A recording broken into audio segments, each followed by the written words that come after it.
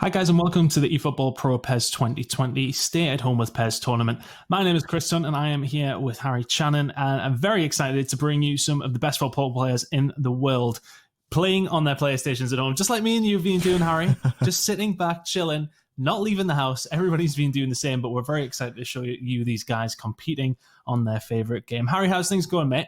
Yeah, pretty good, man. Pretty good. I'm quite excited to see how these professional football players throw down on eFootball PES 2020, purely because I know these guys are really competitive. Although it's, a friendly tournament, these guys definitely have that competitive streak in them and want to win every match that they're in, whether it be real world football or virtual football. So I'm really excited to see the games go down today. Yeah, we're very excited to get into the action, but let's have a look at the teams that are taking part. Some of the biggest clubs in world football, Harry, if not the biggest. Yeah, 11 partner clubs, 11 professional footballers chosen by those clubs. So again, it comes down to that competitive streak that each of these, players representing these clubs are basically going to have to fight through and really show that they're worth it. You can see the clubs on your screen right there, the likes of Barcelona, Juventus, Bayern Munich, Manchester United, Arsenal, Inter Milan, AC Milan, Rangers, Celtic, Schalke, and Zenit St. Petersburg. So some of the biggest clubs in the world all choosing to take part here in the Stay at Home with PES tournament. There's some massive players, there's some massive clubs, obviously massive bragging rights at stake as well, as no doubt most of these footballers will be good friends with each other as well. No doubt. But let's have a look at the bracket to see how this tournament is going to break down. Now, it is going to be single elimination, Champions League style sort of bracket, going into round of 16, quarters, semi-finals, and of course the final. We will finish the tournament tonight. There's some standout names there, and none other than Antoine Griezmann sitting up there for Barcelona. I mean, he's the big boy in this one, but plenty of great players playing in this tournament today. Yeah, he's the big name. Regularly games PES actually with PES pros, eFootball PES pros like Eterito. He's quite good friends with. I see him playing with him quite often. So I wonder whether or not Eterito's maybe giving him some tips in terms of how to approach this tournament. But also the likes of Scott McTominay from Manchester United, Miralem Pjanic as well from Juventus. So big names all round. Even Leno from Arsenal. I mean, it's. He might just be a goalkeeper, but obviously goalkeepers have to be good with their hands. So maybe that might transition over into the controller gameplay. We'll have to see. Yeah, I mean, maybe it's a little bit of a reach there, Harry, but I like where you're going. A little bit of reach. It didn't work. But yeah, it's one of those things that let's just wait and see. Plenty of players here who we know can play. I think Antoine Griezmann being the main one, as you said, it's one of those where if he's playing with Eterito all the time, then obviously things are going to be looking good for him, hopefully throughout the rest of the tournament. But our first game is actually going to be between Rangers and Zenit. We are going to see Greg Stewart of Rangers taking on Aleksei Sutormin of Zenit. Now, let's talk about Greg Stewart first, representing Rangers. It's going to be one of these things that, there will be some Rangers fans in here and they will want to go up against Celtic at some point, I could imagine, because they're in it as well. So we'll keep an eye on that if it does end up matching throughout. But Greg Stewart, what are our thoughts on his chances here, Harry?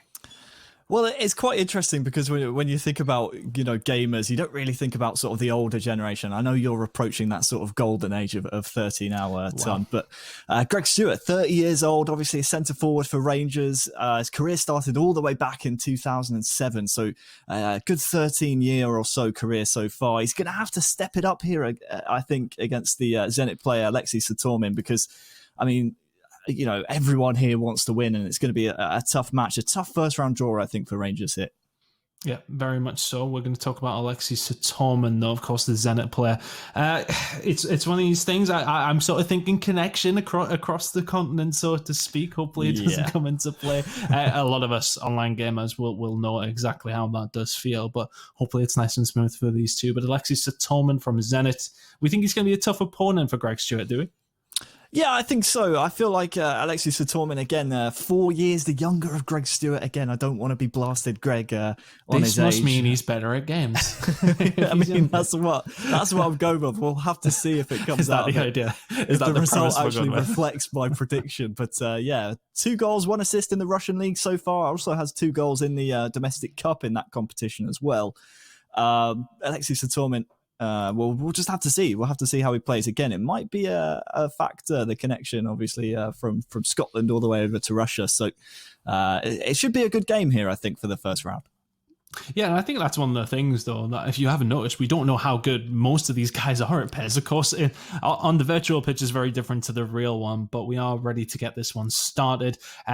One of these guys has a date with Antoine Griezmann. That's what is coming up next for them in the quarterfinals. Just looking at the bracket there, we do have another good couple of games coming into the round of 16, but let's get into this one. Greg Stewart against Aleksei Sutormin. Both teams being used, their respective teams anyway. Let's get into it. Really excited for this one, Harry. Something a little bit different from home. Watching these professional football players. Trying to be professional eFootball pro players, if anything. And let's get into it. It is going to be Greg Stewart from left to right in the Rangers kit. And of course, Aleksei Sutormin from right to left in the Zenit kit. Yeah, you might say a date with Griezmann awaits then. If I'm either Stewart or Sutormin here, I'm thinking that's the prize for beating their adversary here. And you want to be in that big name matchup against arguably the most high profile player in this stay at home with PES tournament. So for me, it's a prize. If you win this, you move on, you play against a big name, and hopefully more eyes are on you if you do get the win there as well. Well, small chance coming in there for Sutormin, but not able to find anything off it. Here's Kamara now for Rangers. Sent out to Barisic. Not able to find anything in there, and a slow start to the game, but any expectations for these two? I said it's difficult, isn't it? Because we don't really know how good these two players are at PES. Let's figure it out, though, as we do go on. Some good defensive work so far coming in from Stewart. And he's actually going to send it to Greg Stewart down this right-hand side. Do you think you have to use your own player? Absolutely. I feel like it should be the rule. He should be looking to feed in Greg Stewart, the virtual version, at any point that he can, as there is a slight chance there. The referee's going to pull it back, actually, for a foul on the Rangers man. So a free kick to Greg Stewart here. We'll see what happens from it. Barisic lining this one up. I almost feel like you have to take every set piece with your own player as well. But here we go. He's going to go for the shot. It's going to be off the left-hand side post. So great effort there. Stewart is going to retain the ball through himself, but back to James Tavernier now. Can he find anything with it? The Rangers captain down this right-hand side. Back to Stewart. Ball into the feet there of Morelos. Not going to happen. A weak shot in the end, and it's easily collected, but Sutormin living dangerously here in the first 15 minutes or so. One thing I have noticed, though, from Aleksei is that he has actually used manual goalkeeping from that free kick, using those controls to shift a goalkeeper across. We'll see what he can do with this attack here. Oh, really good opportunity. It's going to be 1-0 to the Russian. Sutormin makes it 1-0 for Zenit. And a really, really good effort, as Moon is going to be the goal scorer, but a really well-built goal. Just a couple of direct passes through the middle. Harry finds his way in, and that's 1-0.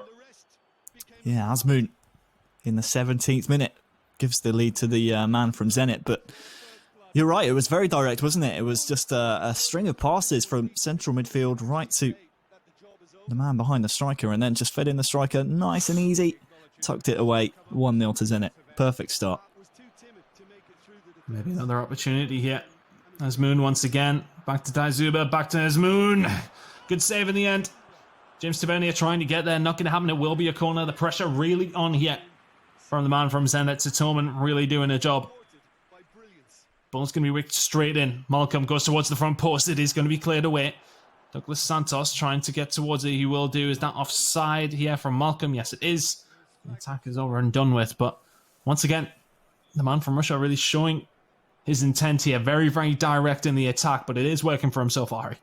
Yeah, and if I'm Stewart here, if I'm Greg Stewart, I'd probably just bank on the fact that there will be more chances coming my way. We saw in the opening 15 or so minutes there were a couple of good chances for him, and you think back to that free kick, which I think struck the post, and more chances like that he'll be hoping will come his way, and if they do, I would bank on him to equalise.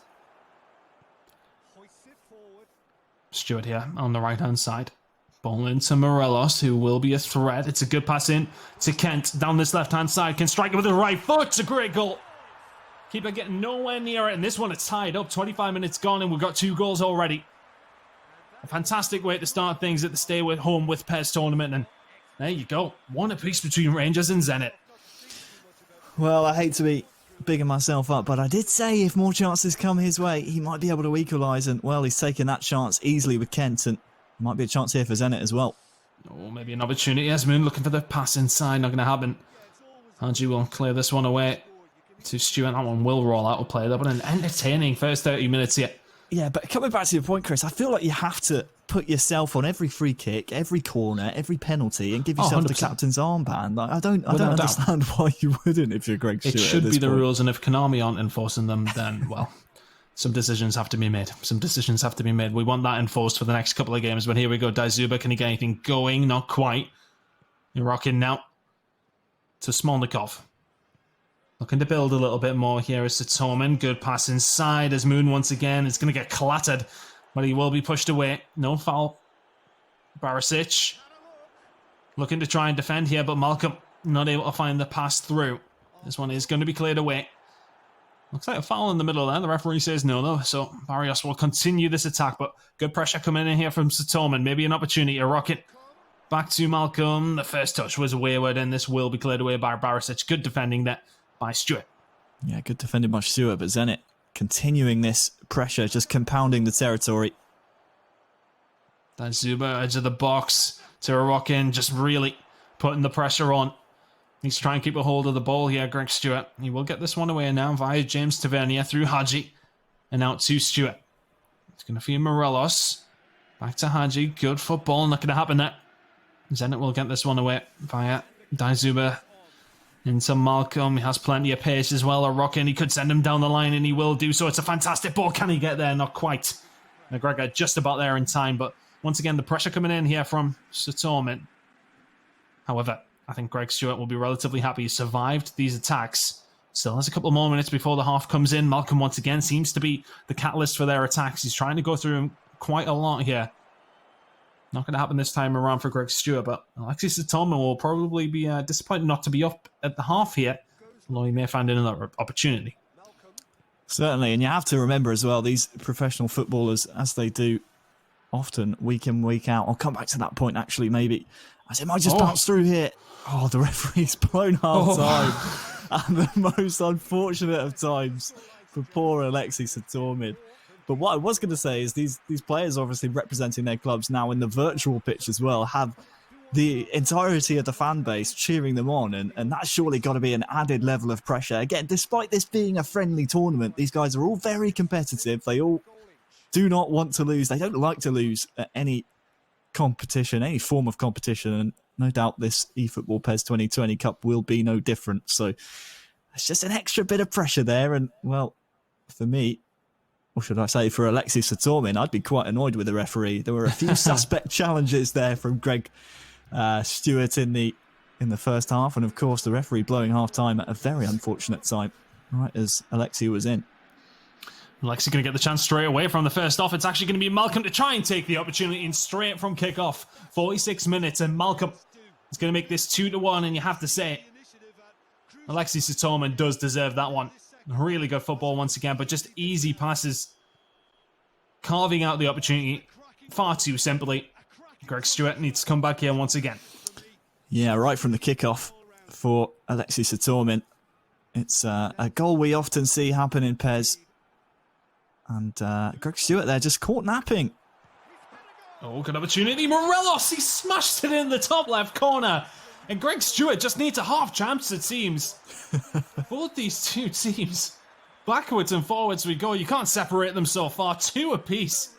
I turned away for just a second to just basically see Aleksei Sutormin in his route through, because it was looking like it was going to be his game. But I tell you what, it might be an opportunity for 3-2. Brushes the right-hand side of the post, but neither of these players doing too bad on the attack. However, there's been some questionable defending, as they said. 2 apiece. Don't blink in this match. There are chances. I mean, we're just 5 minutes into the second half, and well, we've already had 2 goals. It's truly a tremendous affair so far. But I almost feel bad for saying that the golden oldie of Greg Stewart is might be at a bit of a disadvantage here. He's only 2 years older than me. Let's come on. Well, now. This is it. I mean, you know, actually, that doesn't say anything. You're not that great at football games, so we'll have to see if Greg Stewart can stage the almighty of comebacks. Smolnikov, ball in. It's a good header, and it's maybe a save by McGregor in the end. It looked like it just got pushed around the post. It did. Malcolm to take this one. It's into towards the front post. A bit of a scurry in the box, and once again, Sutormin takes advantage, and it's that man again, Malcolm. Every single time the opportunities are falling to his feet. He is finding the back of the net to Sutormin. It was actually Barrios scoring for Zenit, sorry. Really good goal. Oh, at least a great build-up to get the corner. It was a bit of a scurry in the box, in fairness, but there you go, 3-2, and he's on the attack again here, Harry. This is really Sutormin's game to lose. Zenit looking very, very strong here. Yeah, but don't count out Greg Stewart. I mean, we were almost counting him out immediately after the kick-off goal from Sutormin to start this half. So Stewart has proven that he can score goals so far in this game. He's already got 2 to his name. We'll have to see if he can stick in a third and give us a real interesting contest. It's going to be opportunity here for Tavernier down the right, but he's going to recycle this one back. But I think you're right. Sutormin probably has looked the more proficient player at least, but Greg Stewart, when he has managed to get forward, has looked dangerous. Morelos is really the guy that is causing problems. Haji now to Tavernier. Back inside to Haji. Looking for the pass, but maybe trying to force it just a little bit too much. And well, that's wayward from James Tavernier. That's going to be out for a throw-in. But 65 minutes gone. Let's take a step back. It is going to be Greg Stewart behind here against Aleksei Sutormin.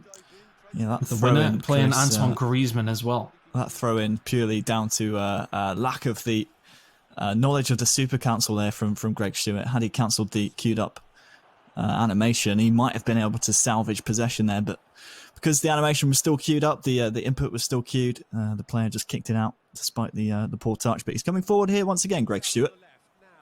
Ryan Kemp with plenty of pace down this left-hand side. The ball trying to be whipped in. That will be a corner. We have seen, as said, some questionable defending from both players towards the back post. The keeper should be able, well, I say that, claim that easily. We'll put it out for another corner. I was worried that was about to dip into his own net. Ball to be whipped in once again. It's going to be going towards the front post. Keeper is there to claim it. As Moon will try and get out, but it is going to be Barisic, not necessarily going to be able to find anything in the box as he is going to put it towards the edge. It's going to be Arfield. To Haji, looking to create, trying to create. Tavernier down this right-hand side, looking for the cross. Can he get there? Good defending, or just about good defending to get a hold of that one. Is that going to be a penalty coming in, or is that a free kick? I do believe it will be a free kick. Yeah, I was curious to which way that actually went. I did see the referee blow, but I wasn't quite sure what it was for. It's right on the byline, and to be honest with you, Chris, there's a bit of frustration coming in from Greg, I think. Maybe a last-ditch challenge to try and keep the ball up the Zenit side of the pitch. But so far, Aleksei Sutormin's hung on. It's something that he really struggled with in the first half of this game. Almost, just showing that he's not willing to, but often concedes after scoring himself. He's kept this 3-2 advantage for quite some time now. Maybe looking to shut up shop. The fourth goal would do him the world of good, and that is going to be a free kick as well. Maybe a little bit aggressive from the Rangers man, Stewart. Looks like De Zuber is maybe going to have an effort. Oh, he's passed it inside, but good defending by Helander. He will put this one out for a corner. Had to get there. 15 in-game minutes remaining. We'll need to see a goal from Stewart if he can. Good defending on the corner once again, but he will just play it back to Barrios. Looking for the pass inside, not going to find it. That will be offside. But another opportunity there for Sutormin. Stewart will defend it well in the end. What do you want goal away here, Harry? Defended really well, actually, by Stewart, because he knew he dragged a man on the free kick all the way to the line, playing everyone onside, essentially, in the box for Zenit. And he actually had the awareness. Again, these professional footballers all have that football mindset and that football brain about them, and was able to bring a man across to mark the pass just in time. Tavernier's going to get away. That's a cross. Come shot. In the end, it will hit the side netting. Nothing too much to bother Lunev, and this one will be sent away down the field. There's Zuba now. Really great takedown. Driussi now looking for the pass inside, but he will choose to try and take on the man. Tavernier trying to defend where he can, but Driussi will make it past. The cross is poor, though, after all his good work. This one will be cleared away via Greg Stewart. Plays it back to Arfield now. Maybe an opportunity for the Rangers man. Morelos has been fantastic for his team, and that's a cracking ball out to Stewart. But where's the support? It's not there, and it's really good defending by Douglas Santos. Sutormin just about getting this one away for his team, but the pressure can continue to build by a good header in the middle one. Like the Rangers man there, Tavernier. Looking for the pass inside. You'd like to maybe see the cross, but he will retain the ball, but he will give it away.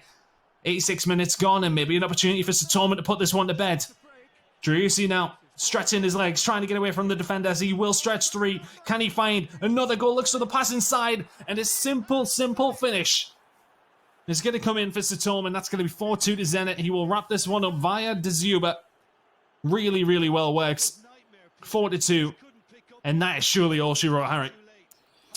Surely it is, and you feel for Greg Stewart because there were a couple of defenders in the box there that maybe could have put a block in and intercepted the pass to the eventual goal scorer. But, well, credit to Aleksei. He has seen off this first round opponent, barring a miracle, and he sets up a date with Antoine Griezmann in the quarter-final. It's going to be a fun one, that one. He looks like a tricky competitor to beat here at the stay-at-home with Pez Cup.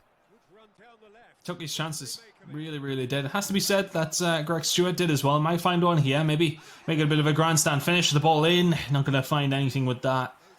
It's a decent enough header, but just can't keep it down. It will be a goal kick, and that should be that. We're heading into the 94th minute.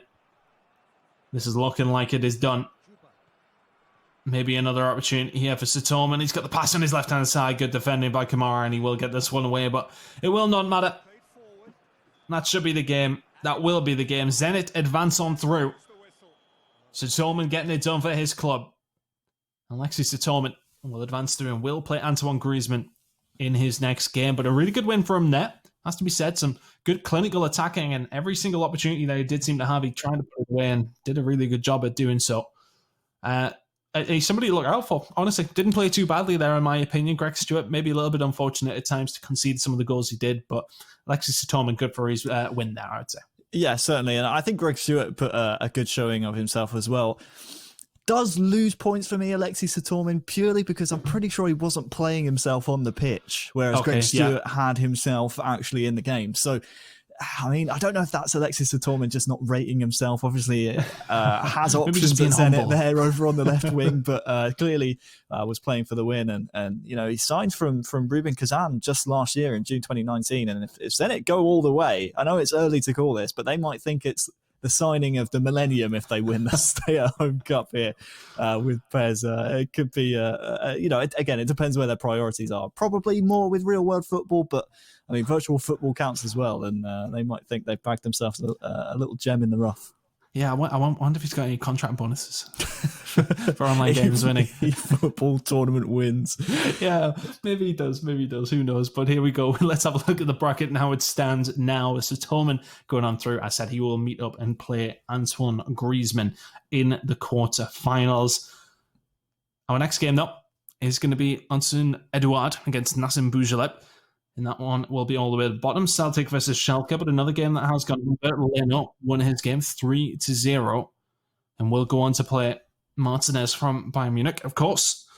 But we will catch up with that quarterfinals game when we do get to see the Arsenal man going up against the Bayern Munich man later on during the day. But Edouard against Bouzheleb coming up next, Harry. Now, any other Rangers fans going to stick around for the Celtic game?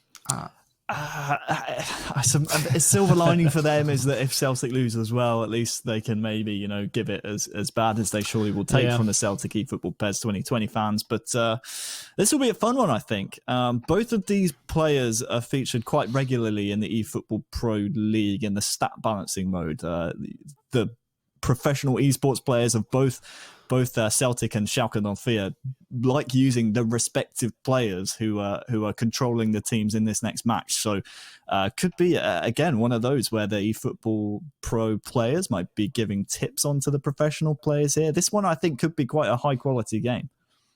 It could be. Let's talk about Antoine Edouard first, though. Or Antoine Edouard, I should say, sorry.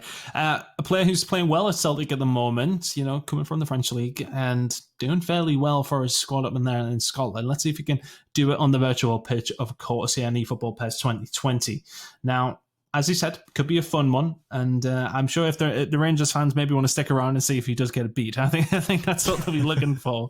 Maybe the fortune's not lying in Rangers' favour in real life, but hopefully I think they'll definitely want Celtic to maybe not do as well as they did, saying that they did just get knocked out in the first round, so a loss would really be the only thing they can cling on to here. But what do we think of his chances here, Edouard?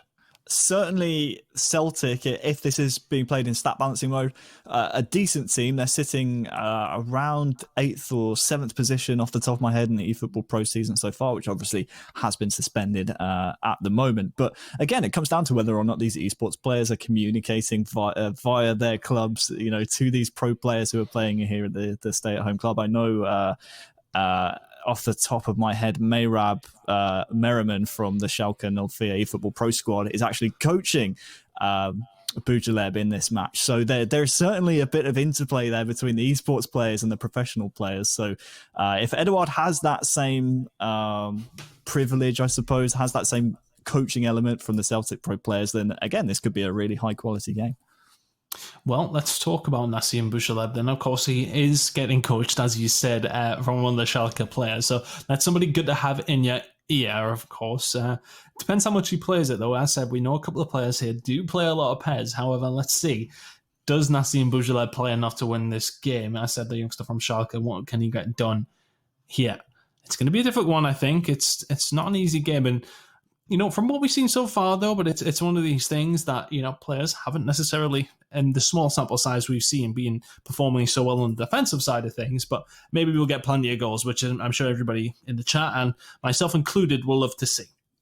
Well, we spoke about the ages maybe coming into a factor in our first match of the day. These two, just 22 years old on the side of Eduard and 20 years old for Nassim Bujaleb, who, again, has that benefit of the coaching side of the game. So he might have a few tricks and tips that he's been practicing thanks to the professional tips being fed into him by the Schalke 04 esports players. So again, this really should be one of the standout games of the entire tournament.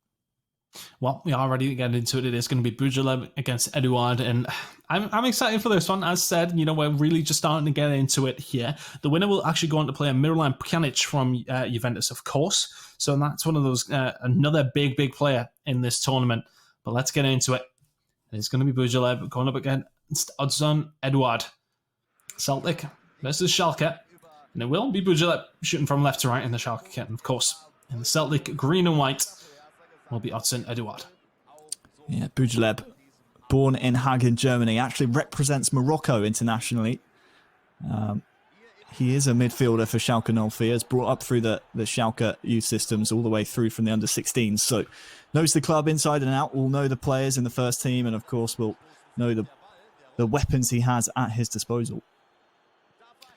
Good defensive work coming in here from Bujaleb anyway. Will be Bujaleb. He's at least using his own player. He's at least using his own player. Seems to be lining up with a similar lineup that Schalke use in the eFootball Pro match days. Here, Bujaleb. They do use Nassim Bujaleb in the midfield, often with Amine Harit, the likes of Bergstaller up front as well. So he seems to have taken at least some lineup tips from the Schalke 04 esports players. It looks very similar to the way they line up. Harit was trying to find the ball into Raman there. Not going to be able to happen. Forrest trying to get away down this right-hand side for Celtic. Maybe playing with the ball just a little bit too much there. And maybe just a little bit lackadaisical in possession is Eduard. Yellow card coming in there is actually for Bujaleb. Not too sure. I think it was Omar Mascarell actually that came in with that challenge. But yes. Well, there it is. But yeah, he's certainly. It's good to see again. Them actually playing themselves, unlike our fellow from Moscow in the previous game, Aleksei. Yeah, it's really disappointing. I mean, you have a chance to use yourself in a video game, and you don't even play. You don't even bring yourself on as a substitute, Chris. It's a shambles, really. Poor form. Ball whipped in, though. Maybe an opportunity here for Eduard. Not going to happen. Griffith's not able to get there. Forrest's ball in was deep, but Asher will get this one away in. Now Raman trying to get down this left-hand side. It's a good opening run here by the Schalke man, but Bergstaller will not be able to get there on that one. Easy collection from the Celtic man there. Rogic now trying to get this one away. Heavy touches. Neither player able to create some clinical chances so far, Harry. Certainly not. There was a chance there for Bergstaller, but the pass from Raman just not good enough. Chance now, though, for Eduard maybe to put some pressure on of his own. Not going to happen. That final pass wanting. Edouard not able to find anything there. The ball inside once again. Maybe sloppy play from these two in the first 23 minutes or so. Trying to just stamp some authority on the game. Stambuli down this right-hand side to Pujolet. Look for the pass down the line to Caligiuri. We'll find that one back to Harrod now. Good football here. Man, the Schalke man. Just trying to get the ball under his feet if you like, and trying to get a feel for it if you want. And maybe just the lack of possession so far has been the reason we haven't seen too many opportunities. It's been good possession to try and have. That has been the difficulty. But here we go. Bujolev through himself now. Will send Caligiuri down this right-hand side. It's a bad touch by the Italian, though, and that one will go out for a throw-in. Yeah, Bujolev happy to play out from the press coming in from Edouard. Maybe, again, a bit of frustration or design tactic from the Celtic man, but he wants to try and put the pressure on Bujolev here early, and really, you can tell he wants to play with the ball, Edouard. Easy interception. Harrod might actually be able to get this one away on the counter-attack. It's a good ball into the feet of Rahman now. Bergstola, is he actually onside? Yes, he is. First big opportunity. Oh, it's wide. It's one that you feel you had to take there, Bujolev. It was a really, really good run through the centre. And will be wide. The keeper doesn't have to make a save. Really good opportunity there, though, for Schalke. Rogic now down this right-hand side. Maybe looking for the cross in. He's going to find the cross in towards the front post. And he's going to have to be played away. And out for Johnston now. Good turn on the edge of the box. Looks to put it into Edouard to try and score a goal for himself. Good opportunity here. Looking to try and pass it in. Great cross in. Crossbar rebounded. It will be put away. Celtic take the lead after no chances whatsoever. Griffiths will bury it 1-0, 35 minutes gone. Well, a great goal. Somewhat fortunate, you would say. It all came from the work being done from Edouard's virtual character, and then, well, the real-life Edouard did the rest with Lee Griffiths. And 36th minute rebound off the crossbar falls kindly back to him, and a man who has scored 21 goals in 27 games for Celtic in the league so far this season is, well, continuing his fine goal-scoring form here on the virtual pitch as well. And he's doing great defensive work in the midfield, but he's going to give that one away. Scott Brown, I feel it was there. Rahman looking for the ball through to Bergstola. Can he find the net the second time? I'm asking, not quite. The rebound, where's it going? It will be defended, and Forrest will get this one away. Another good game here so far, Harry, though. Both these two teams having opportunities. Forrest getting his legs running down this right-hand side. Will not work out for him, though. And now the defensive side of things, you are left open a little bit. Pass inside, not going to be found. Maybe it's been lost in the middle, though. Harrod, can he get control of it? Not quite. Scott Brown in the middle, just getting things done as per usual. Edouard now, look for the pass outside. It's a poor one to McGregor, and Sonic will get a hold of this one. Yeah, we ball thought out to Caligiuri as well. Thought it might be, Chris, a very good game of eFootball PES, purely based on the eFootball Pro heritage both of these clubs have. Will be a free kick to Schalke right on half-time. This will be the last kick of the half, but a very good game so far. Maybe an effort here. He can score from here. Harrod. Moroccan looking to line this one up. We'll hit it and overhit it. Not going to happen from there. That will be the end of the half, and it will be the Celtic man. Edouard leading 1-0 now. Change is going to come in here on one side of things from the Schalke side, actually. This is a very meta formation that you often see in PES from years gone by. It's obviously very prevalent here in eFootball PES 2020 as well. Don't be surprised to see, Katuchu come on. Matondo, I'm surprised, hasn't featured so far either. Merchan, neither McKinney.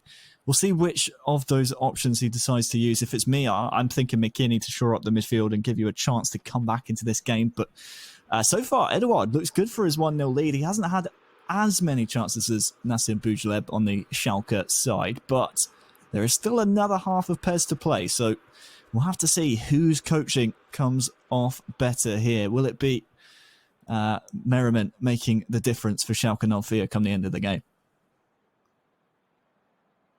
Half-time changes coming in, about 20 seconds or so for these players to make their changes that they feel they need to. But yeah, I think you're right. I think Edouard has had his one good opportunity, has taken it, but Schalke man Nassim Bouzheleb definitely has had opportunities himself.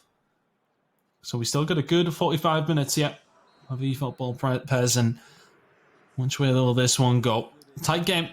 Neither player able to establish much of a lead here, but let's see as we do head in towards the second half. A couple of substitutions coming in for Edouard, and El-Yunusi will actually get going down this left-hand side. A bit of a pace coming on. Griffiths now in the middle. Back to McGregor and out to El-Yunusi, and maybe can use the pace, the fresh legs to burn past. Not going to happen. That will be a goal kick. Bouzheleb can have another opportunity to attack. Needs to find a goal in this next 45, Harry.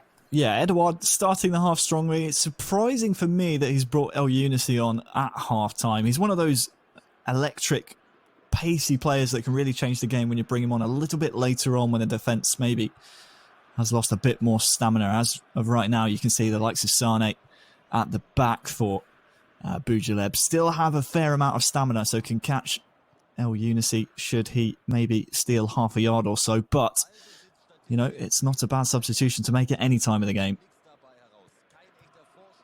Living maybe a little bit dangerously here at Edouard in his own half, but Scott Brown will get this one out good. Direct balls into the front two. Griffiths will get this one. Edouard, can he get his chest onto it? Yes, he can. Using his strength to get this one away. A really good pass into El-Yunusi. Can he put this one back in for Edouard? Good save. Bouzheleb living dangerously here. Nearly would have had the first goal by the actual player on himself there. I think Edouard, really the good virtual Edouard is maybe sharing the frustrations of the actual real-life Edouard right now. Corner whipped in towards the front post. It's maybe another opportunity for Celtic. Has to get this one away, Schalke.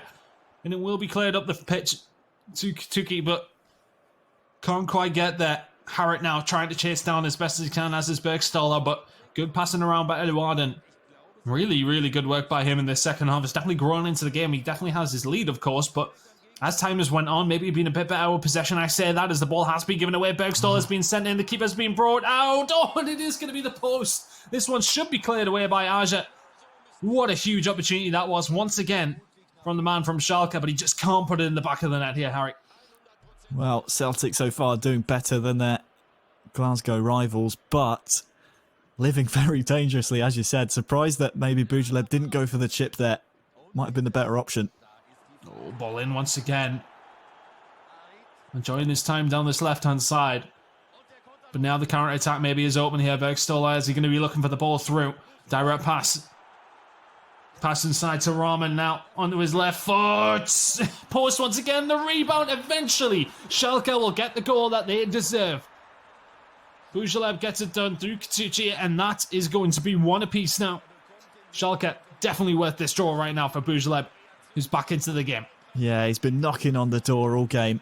And just as Edouard's goal went in at the Schalke end, it's happened here at the Celtic green and white end of the pitch as well.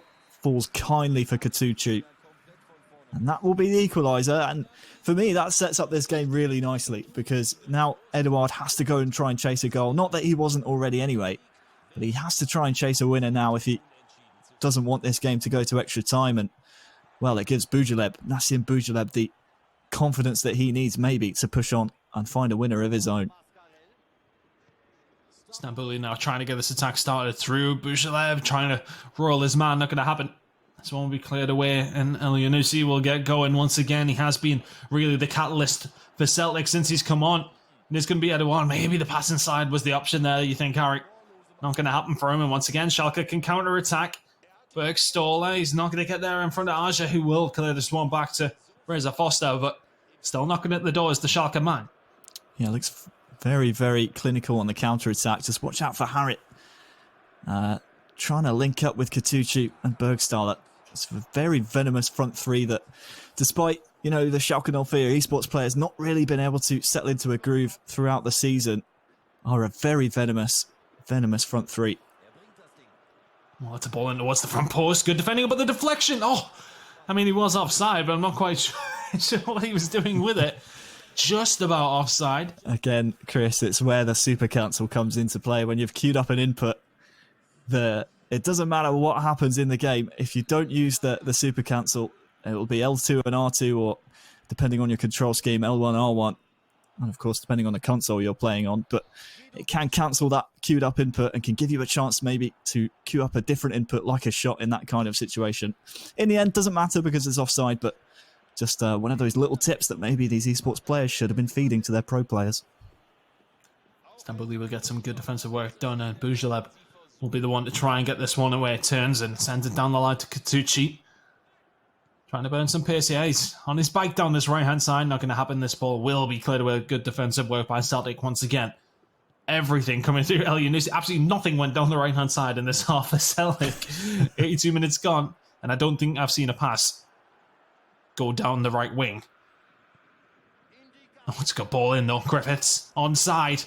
Doesn't really have any options in the box, so we'll have to drag this one back, but chooses to go for the shot. Always an acute angle. Not going to be able to bury it from there. It was a good counter-attacking play, though, by Celtic. Not quite enough to get anything done. 85 minutes gone now. Changes coming in. The run was good from Griffiths, and I'm not surprised, really, to see Edouard go for that shot controlling Griffiths. He's a player I actually have in my club lineup, and he can fire in those types of shots from that kind of angle. And here we go. Here are some of the subs that I mentioned earlier on. Matondo on, as is McKinney. Two very powerful players for Schalke. We'll see if they make the difference. They've been very, very influential, I want to say, throughout eFootball Pro match day so far for Schalke 04. And well, you can see Nassim Bujaleb is trusting his teammate, I suppose, his tactics, Merriment, with the coaching. Changes coming through. Players another minute or so to make them. Checking the stats out, making sure they're lined up with real life. I think he's brought himself off, has he, for McKinney here, Bujaleb? Yeah, I think he has.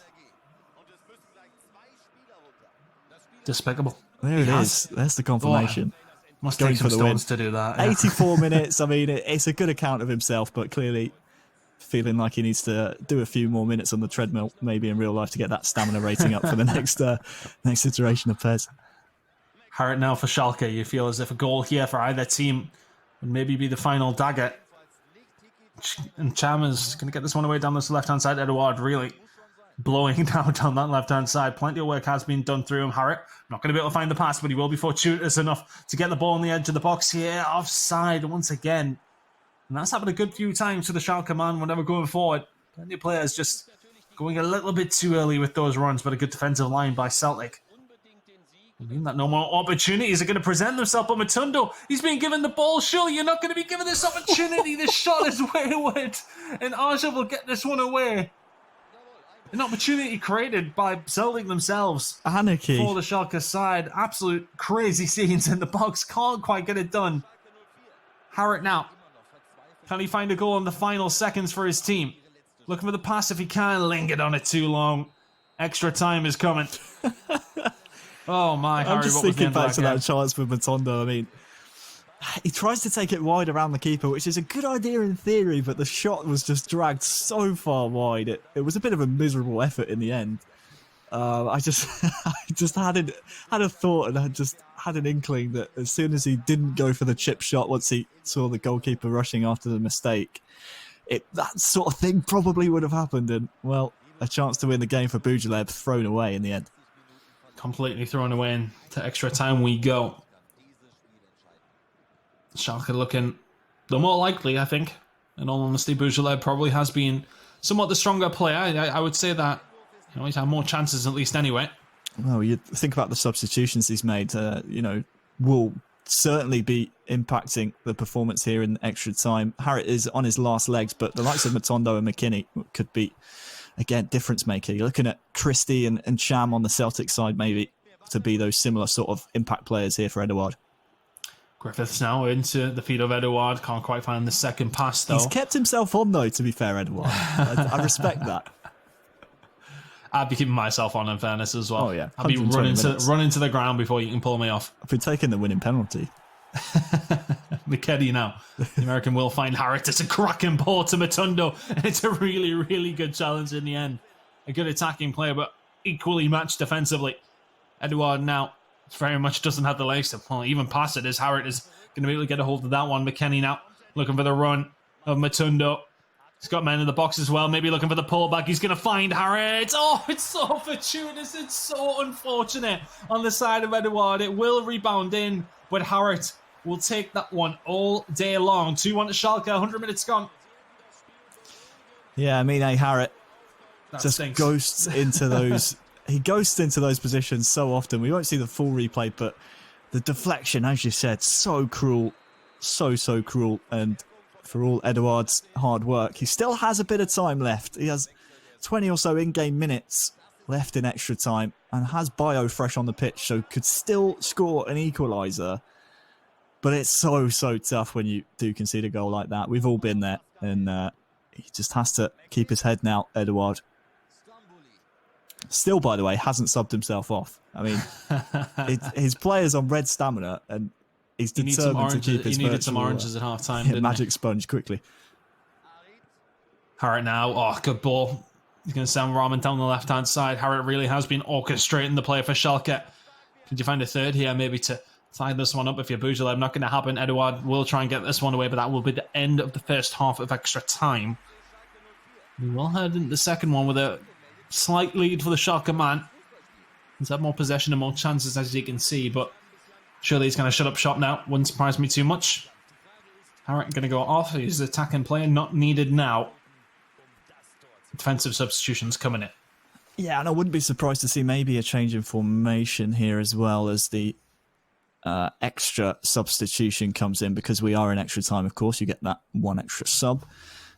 Maybe to change the formation away from having two attacking midfielders almost to maybe having two sitting deep and maybe one in the centre. But he's sticking with it, maybe banking on the counter-attack and might be looking for even a third here, Boujelev. Edouard has to come forward, so it's a viable tactic. Just waiting on the players making their final substitutions. If you are Hudson Edouard, you need to get this one done. You need to find a goal pretty quickly. Has had his chances though, and you know, if anything, his right midfielders should be fairly fresh because everything was going down his left-hand side. Again, I almost want to say Edouard's stamina, because it was definitely in the red towards the end of that first period of extra time. But again, surprising for me, because Griffiths has that ejection of pace, but Edouard is clearly just banking on himself.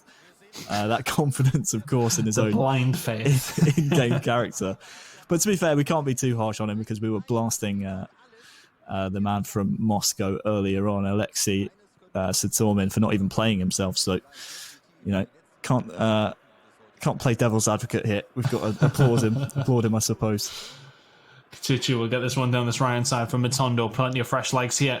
Arja, maybe not so much, but the strength very much on his side of things. Christie will try and get this one away. Into the feet of Edouard, who is literally exhausted. He's dead on his feet. Chan looking for the ball inside. Not going to happen. Christie, maybe they want to orchestrate this crucial attack for the Celtic man. It's a ball out wide for Elyounoussi. Look for the cross in, maybe. Look for the pass. Is he going to find Edouard in the front post? What a save. Schalke living dangerously here. But you're going to feel Edouard with maybe a little bit more stamina, would have had maybe a bit more about that shot. And it's going to be put in towards the front post. Can't quite find it, but the second opportunity not going to happen. Nubel get a hold of that. Oh my, he's had his chances. This one will be cleared by the Schalke keeper straight out for a throw-in, but Celtic still knocking on the door here. Well, that's where you keep Edouard on the pitch. Even with low stamina, he finds himself in those goal-scoring opportunities. Couldn't finish it that time. But just take a look at Boujeleb's tactics in the bottom right. That blue bar signifying he's gone defensive. Wouldn't be surprised to see it maybe go down a further notch and go park the bus mode here, as there's only 2 in-game minutes left. It would make sense. Not long left at all. Just needs to keep a hold of the ball and doing so well. Boujeleb, you got to say, good value for his win here, looking like that will be the end, and it will be Schalke going on through. Rangers fans rejoices. Celtic do drop on out, but Nassim Boujeleb will get it done for Schalke. Nicely played, and honestly, probably deserved it, Harry. Yeah, you could definitely argue that. He had more chances in the first half, especially. Was just, in the end, more clinical. Nassim Boudjeleb, and he will advance to the next round. You feel for Edouard. You definitely do. We've got to applaud him for keeping himself on the entire 120 minutes. Just don't let him ever be player manager of Celtic, because he's just going to play the full season. He's never going to sub himself off, and he's going to be knackered by the end of it. Absolutely knackered. And he may have felt that he could have taken the chance towards the end had he not been. But I mean, it was a really good save in the end. But the Schalke man will advance on through. Let's have a look at the bracket to see how things lie. And we have played our full round of 16. Another couple of games going on off stream have led us to our final 8 players. Griezmann will take on Sutormin. Martinez will take on Leno. Esposito from Inter Milan will take on Scott McTominay from Manchester United, and the man from Juventus, Pjanic, will take on Boudjeleb, who we've just seen beat Edouard. Some really good games lining up here, Harry. Yeah, I'm especially looking forward to the Griezmann-Sutormin game. We saw Aleksei in the round of 16 see off Greg Stewart from Rangers. Griezmann, I've been hearing things around the PES Pro community that he's been playing with some pro players and he's been giving them good games. So I don't know whether or not that some of the pro players may be letting him win because he plays for Barcelona. It's Antoine Griezmann. You probably let him win, right? But I'm excited to see what he brings to the table. We have some tremendous games in the quarterfinals, and hopefully we get to see all of them. Well, we will. We'll see the quarterfinals after this very short break. Don't go anywhere. This is the Stay at Home with PES tournament. Plenty more action to come.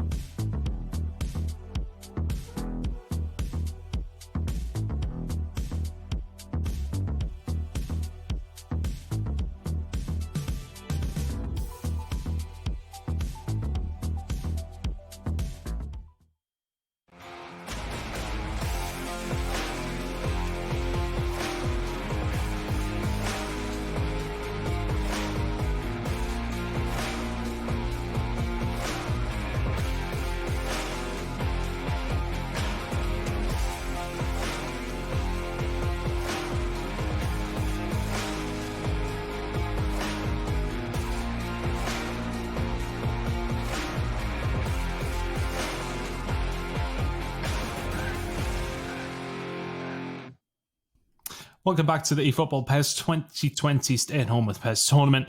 My name's Chris and I'm back here with Harry, one of my channel, of course, and two great games to kick things off. Of course, we have seeing players of Anton. We have the quarterfinals now coming up. I said we're finishing it all today. We're getting it all done and dusted. I hope you guys are going to join us on your Sunday night chilling at home because, let's be honest, what else is there to do at this moment in time? Absolutely nothing, Harry. All I've done is play games. All I've done is play my club, play career mode, or should I say Master League. I've just been sat there just gaming pairs. It's brilliant. I mean, quarantine hasn't affected me too much because it's just how I was living anyway. But I'm glad we get to do it all today. We get to get the entire tournament done, finished. We get to see so many games of eFootball PES 2020 back to back. And most importantly of all, we get to find a champion out of these professional football players. I'm very excited to see who does become that champion. Let's go in our first quarterfinal. There's going to be Javi Martinez going up against Bernd Leno, of course, from Arsenal and Bayern Munich, respectively. Now, I think this is one. It's a big clash between two big teams as well, and either or will want to get one over the other team. Now, Bernd Leno did go through his first game, going up against the AC Milan man, of course, and this is going to be maybe a bit more difficult for him. Javi Martinez, seasoned pro, if you like, in football, of course, but what's he like on the sticks, I wonder, Harry? Yeah, I wonder that too. He's been at Bayern Munich for quite a while now, the number 8, Javi Martinez, obviously 31 years old, born in Estella, Spain. Defensive midfielder, so again, we have to try and read into this because we don't know how good each of these professional players are at eFootball PES. He's a defensive midfielder, so might he set his team up a little bit defensively? I mean, I think we're all hoping that both Javi Martinez and Bernd Leno will be in the starting lineups of both of their respective teams. If Leno isn't starting himself, considering he is the number 1 goalkeeper for Arsenal, I'll be very, very surprised.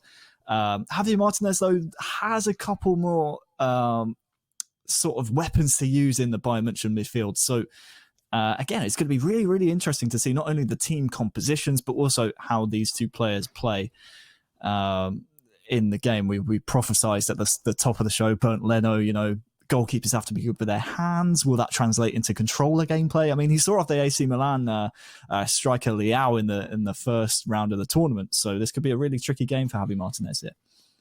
It could be, and just to point out, obviously, as you guys would have seen when the substitutions were being made, no stat balance teams here either. So if you're Javi Martinez, you're feeling pretty nice going up against Arsenal, has to be said. But Bernd Leno is going to be the man for Arsenal, the goalkeeper. As he said, good with his hands, Harry. We're just trying to grasp on anything. Grabbing onto anything here, as Leno often does in the English League campaign for Arsenal. Obviously 7 clean sheets in the league so far.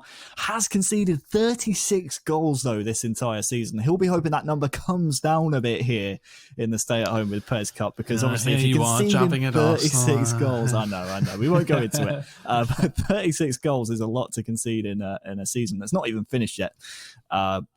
Hopefully that number will be less here at the Stay at Home with PES Cup,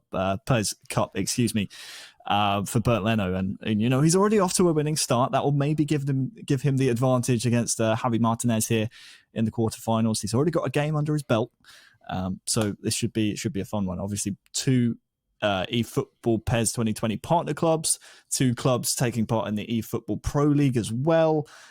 Very different positions in the standing at the moment of the eFootball Pro standings. Bayern Munich sitting in 2nd place behind AS Monaco.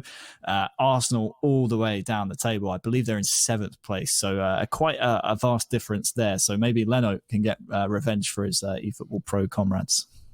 Well, let's find out. We are ready to get into this game, and it's going to be Javi Martinez taking on Bernd Leno from Arsenal, going up against the Bayern Munich man. But it should be an interesting one. I said we've already seen Bernd Leno get a win under his belt so far.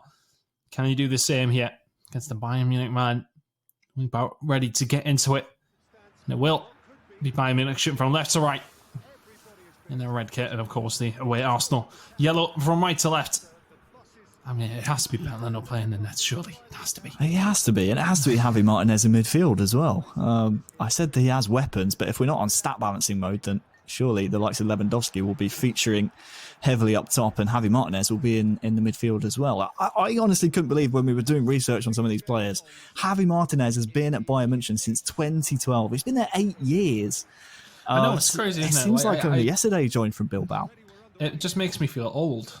It really does, doesn't it? Yeah, that I remember when he joined, but it's good effort here. Actually, that was Coleman in the middle. Not necessarily known for his heading prowess, but a hell of an effort there, and Leno will get this one away. Javi Martinez is on the pitch. Yep, Javi Martinez is on the pitch and flies into a challenge immediately. Lacazette now into Aubameyang. The run from Lacazette is good, and he will tee this one up. He can get there, not quite. Good ball by Aubameyang, but not quite good enough. No, and it's good to see the likes of Coutinho, Thiago all playing here for Bayern Munich. Obviously, in the eFootball Pro season, they're using the stat balance players, so often try and find the little gems on the reserves that you often don't see. The likes of Xerxes for Bayern Munich and ARP as well, but the likes of Coutinho don't really feature that much purely because of his stature and some of his stats in the stat balancing mode. So it's good to see him starting for Bayern Munich, as is Serge Gnabry as well. Lewandowski now to Coleman down this left-hand side. Plenty of pace to Ben. Will feed it into Robert Lewandowski. His left foot not quite enough to wrap around that one. But we'll actually get a free kick for a former foul, and the referee brings it back. They play the advantage. Coutinho to line this one up. A good opportunity here, Harry. It's in a decent range as well. Doesn't want to go for too much power here. Just up and over the wall. Oh, Coutinho bends it in the top left corner. It's a fantastic start by Javi Martinez. 1-0, and the Brazilian puts him up with his right foot. An absolute wand into the top left corner. 1-0 now. Leno against it already. Don't know if you saw in the replay, Chris. We saw it for a split second, but the spin on the ball fully sideways from Coutinho. And from that kind of range, you don't want to go for too much power, because in PES 2020 free kicks, you from that kind of range certainly can just lift it up and over and go for curl over the wall with just a little bit of power, almost less than you think you'll need. That's what Javi Martinez went for there, and it paid off. He's got his first goal. Spaniard up in this tie. Gnabry now will send it out wide to Kimmich, who wants to get forward, maybe punish for it if he does lose the ball. He's going to give away a free kick. Yeah, Klasnic will now take this one. Will think it inside. Leno now looking for a way back into this game. David Luiz out to Ozil. Pepe feeds into the field of Lacazette, turns into Aubameyang. Surely a goal, and yes it is. Manuel Neuer's not going to be able to get his hands on that one. Absolutely blasts it past him. Pierre-Emerick Aubameyang. One apiece now. First big chance for Leno, and he has taken it. Well, not bad for a goalkeeper. That was a very slick move, wasn't it? But Leno really showing that it's clearly paying dividends, all the work he's been putting in with his hands on the training ground, obviously translating over to the controller. I'm going to hang on to that link, Chris, as long as I can throughout this show, purely because... We were going to hang on to something, I suppose, haven't we? Exactly, just like Leno hangs on to free kicks and shots in real life. See that segue right there? I'm a pro. Yeah, you are. Robert Lewandowski now trying to get away down this left-hand side for Bayern Munich, but will not be able to. David Luiz some good defending. Ozil will get away down this right-hand side. Xhaka now into Torreira. Plenty of prowess in the defensive midfield side of things for Arsenal, but good football here. Pepe back in towards Lacazette. Good save, Neuer. Still one apiece, and the German just about keeping Arsenal at bay. Two big opportunities, one already taken, that one not quite. Corner whipped in towards the penalty box. Not going to happen, but the deflection. Neuer just about jumping on that one, but a good opportunity for Arsenal once again. And Leno feels as if you could probably be 2-1 up here. Yeah, improvised finish in the end from Ozil, but you're right, it's been mostly Leno so far. Since that free kick from Coutinho for Bayern Munich, it's been one-way traffic essentially. Javi Martinez needs to try and put an attack on the board here just to let Leno know he's still in a game. Kimmich whipping the ball in, heading towards Lewandowski, not able to quite get there, but Coutinho on the edge of the box, well closed down by Socrates. Man from Greece just about getting in front of that one. You don't want to give Philip Coutinho any room in that sort of area. Bellerin now stretching his legs down this right-hand side. Back inside now to Torreira, trying to create through the middle once again is Leno. Trying to find it in to Lacazette. Can't quite get there. Maybe counter-attacking opportunity. No, Xhaka will shut this one down. Good football here from the Arsenal man. It will be cleared away by Bayern, but Definitely getting the better of his opponent right now, Ben Leno. Coutinho now. Oh, does have Lewandowski in front of him as well. The pass out wide. Not necessarily what I feel like he wanted to do there. And also, we'll clear this away. Lacazette. Is he going to send Aubameyang? He's onside. Back to Nicolas Pepe now, and does have Kolasinac running down the left-hand side. Serbia looking for the pass. Will play it inside to Torreira. Now to Ozil. Can create if he can be given the opportunity. Well, I will be offside now. Lacazette just not able to hold his run, the Frenchman. And a breaking play for the Bayern Munich man, Martinez, to try and recuperate himself. He has Arsenal on top at this moment in time.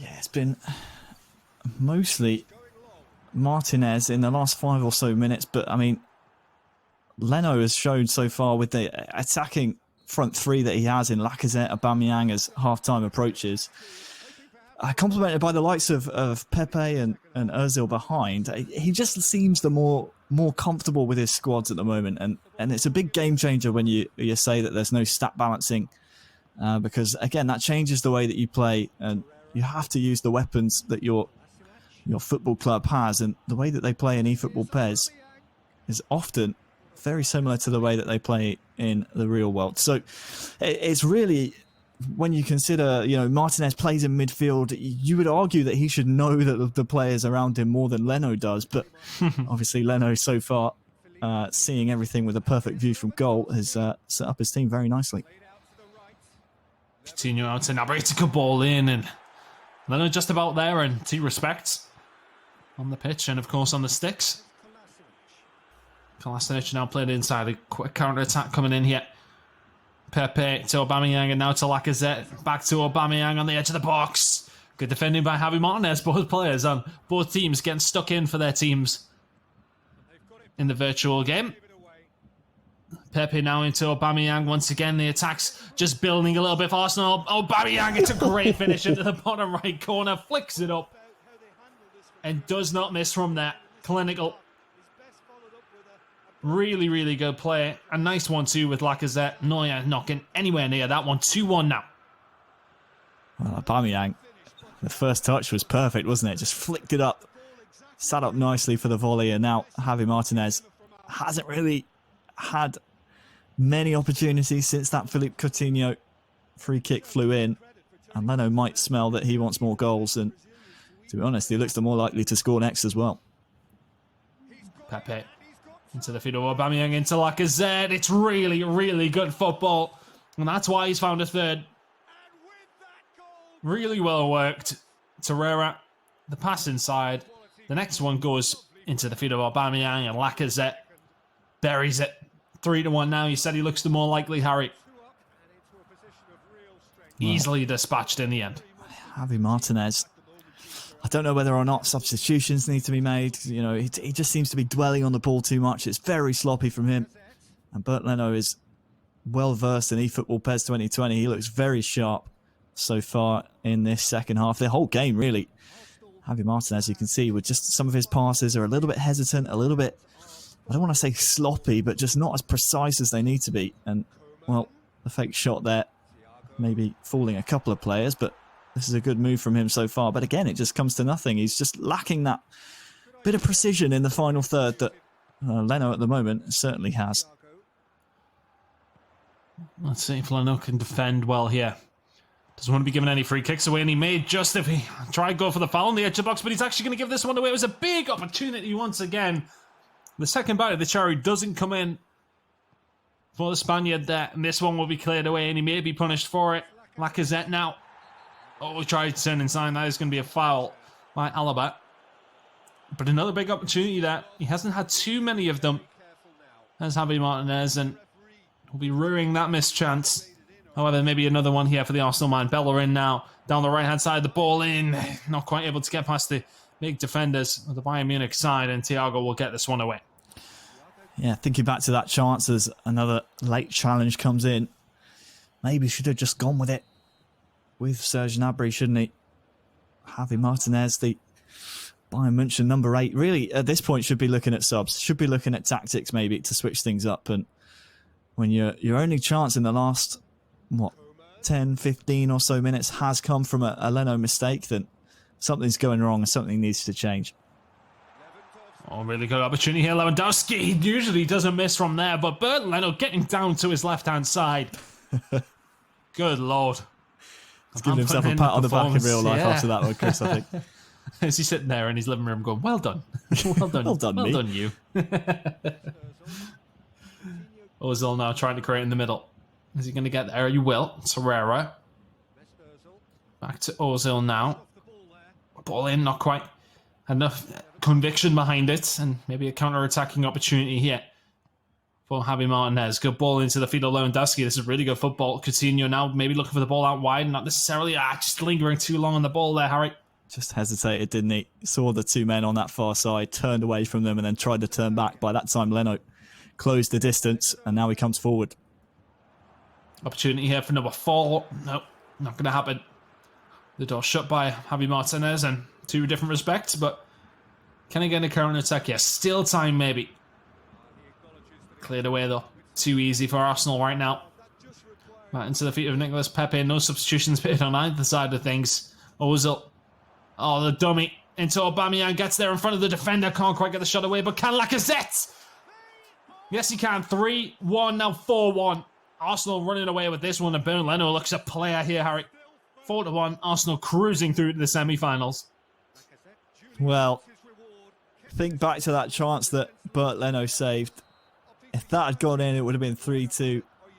Instead, I mean, the virtual Bernd Leno has saved the bacon, so to speak, the proverbial bacon.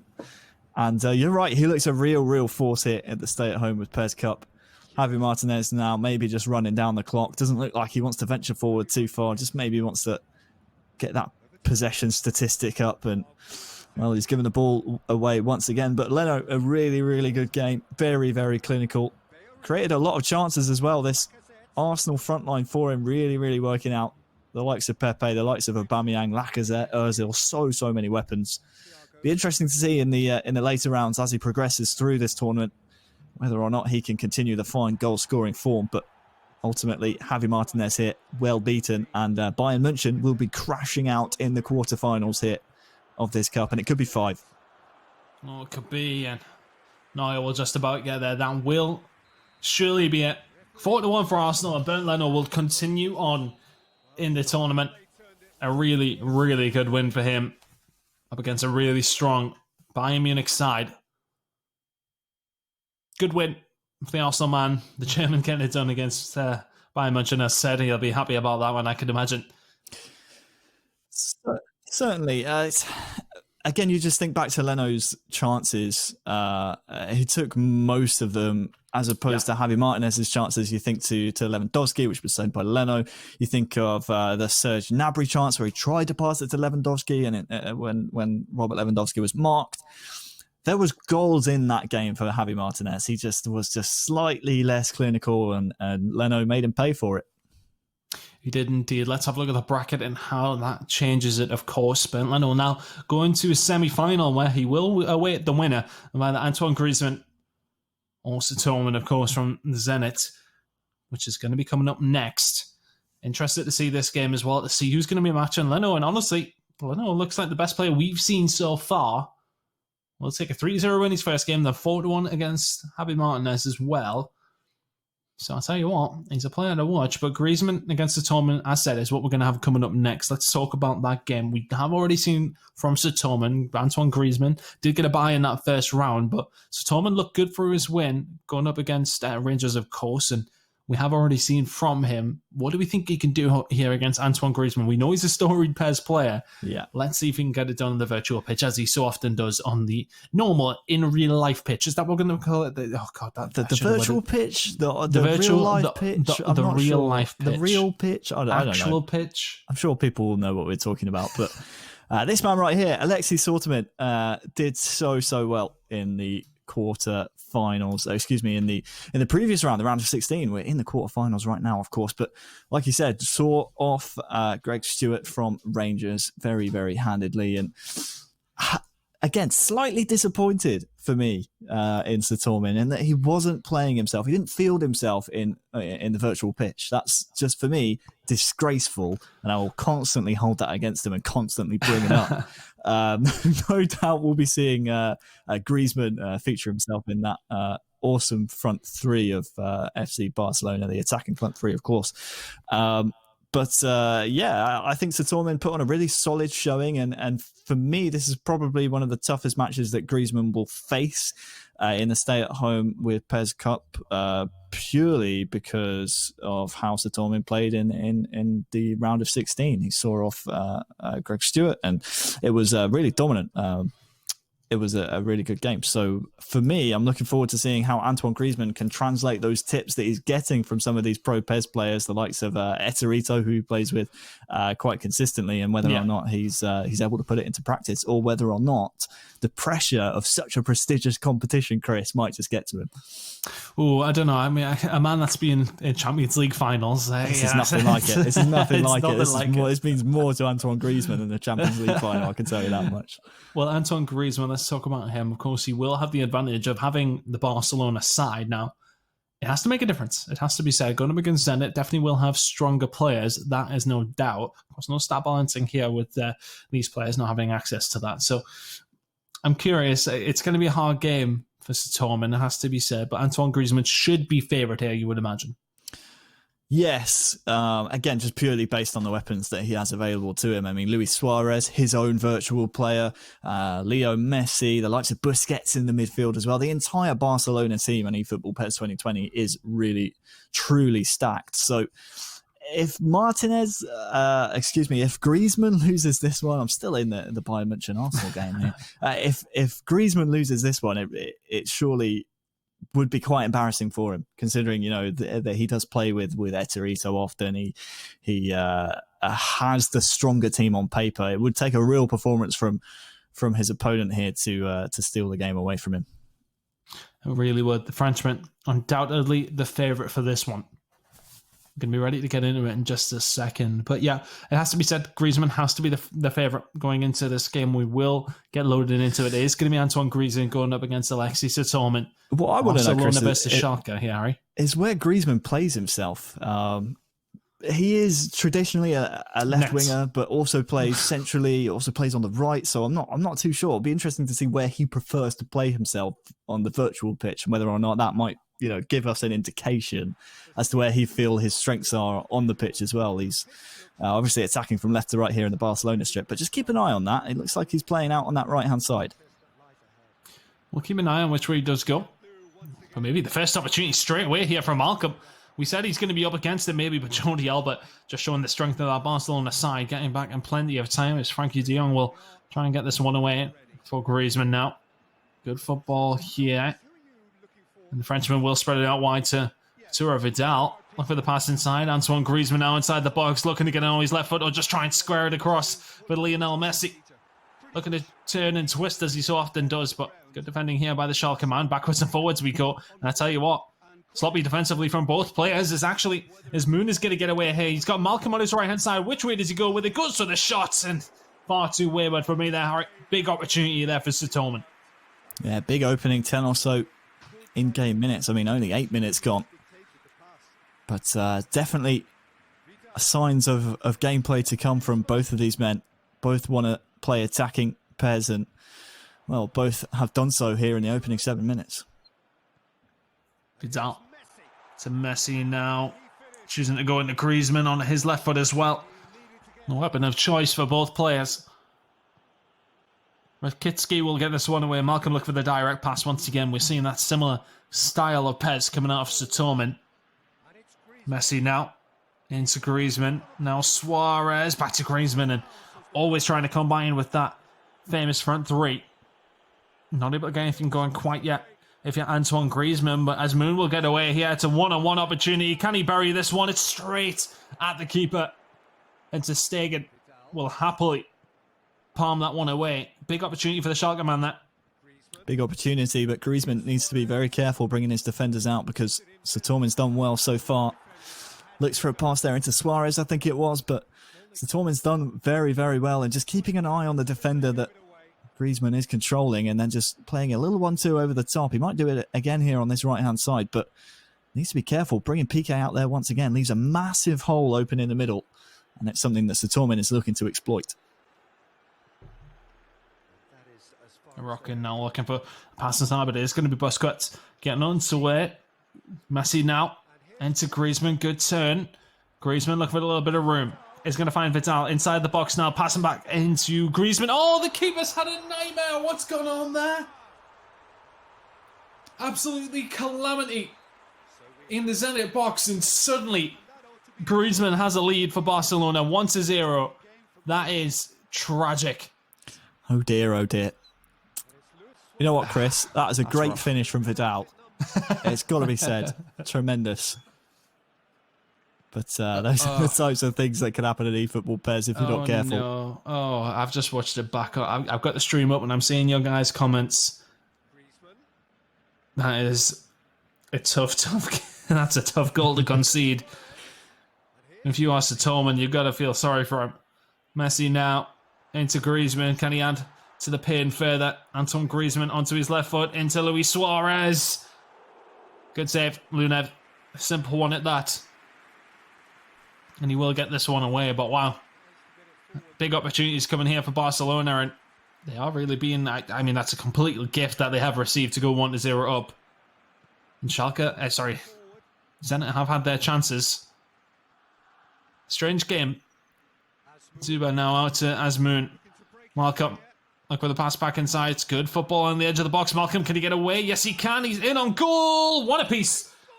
It has to be said, it is deserved. He's had his opportunities here, has Sutormin. Antoine Griezmann. Very much one of the favourites for this tournament. Not necessarily pinned back here, but one apiece is a very, very fair scoreline at the 35-minute mark. Barcelona not any daylight so far. Bit of fortune for that goal for Sutormin. It's one of those, isn't it, where if you concede it, it's so tough and it makes you want to rage. But either way, it allows Sutormin right back into this tie. And, well, I was about to say that there are goals in this for Sutormin. Certainly, because Griezmann, his defensive style, likes rushing the ball and pressing early. If he controls his central defenders, it's not often you'll see players at a high level of pairs, try and control the central defenders and bring them out in the way that Griezmann is doing. So there are goals in this game for Sutormin, and he's coming forward again. Rocking now. Right-hand side is going to get the ball back, and this one will be cleared away by Piqué. Luis Suarez will get this one now to Vidal. Now Messi. Into Antoine Griezmann, and back to Suarez now. Look at the run from Griezmann through the middle. Can he score for himself? Oh, that extra touch wasn't needed. Lunev will get this one away. Big opportunity there once again at the end of the half, though, but it will be one apiece. Yeah, the sprint and momentum from Griezmann. Just because he's sprinting there, it just takes the touch way too close to the keeper. And well, there's the formation that Griezmann is lining up with. I did wonder where he was playing himself, and it looks like he's in a front two with Luis Suarez. So it's an interesting formation for me. I'm probably going to play Griezmann out wide with Messi on the other side and Luis Suarez down the middle. But Griezmann fancies himself to finish some chances here. We'll see. We'll see if he can get a goal with his virtual self as we see the background of the glorious Nou Camp. I was there a couple of months ago, Chris. It's a beautiful, beautiful stadium. I've been. I was there. Oh, when was it now? It was actually with eFootball Pairs, actually. When was it? I don't want to say it was 2015 or 2016. Amazing stadium.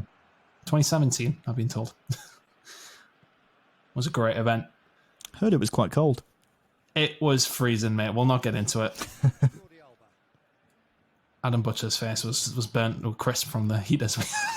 Oh my God, what an opportunity. What a ball that is by Lionel Messi. Griezmann not able to snap at that one now. Messi looking for the ball over the top now to Luis Suarez. This one should be cleaned up. I feel as if I need to clarify the story of the heater with Adam Butcher's face, but maybe we'll go back to that another time. I certainly want to hear it. Vidal here looking to add to his tally. Oh, that looked like maybe a suspicious interjection inside the box, but this one will be cleared away by Sutormin. Down the right-hand side now will be Vidal, playing very wide. And the ball in from Messi, not quite enough to squeeze it through. And the Rocket will get this one away for Zenit. You can see the way that Antoine's playing here. He really wants a goal with his own virtual player. He's constantly playing that one extra pass into his feet. Here he is on the ball once again, but he's looking for it. He's pressuring high as well with his virtual self, and, well, he might actually go into the referee's book here for that challenge. I think the referee's being a little lenient, but certainly wants to feed himself, and he wants to get some goals here, Griezmann. Messi into Griezmann. Nice back heel and into Messi once again, trying to run away from the defender, but well defended in the end. Lunev will get this one and get it away. Smolnikov.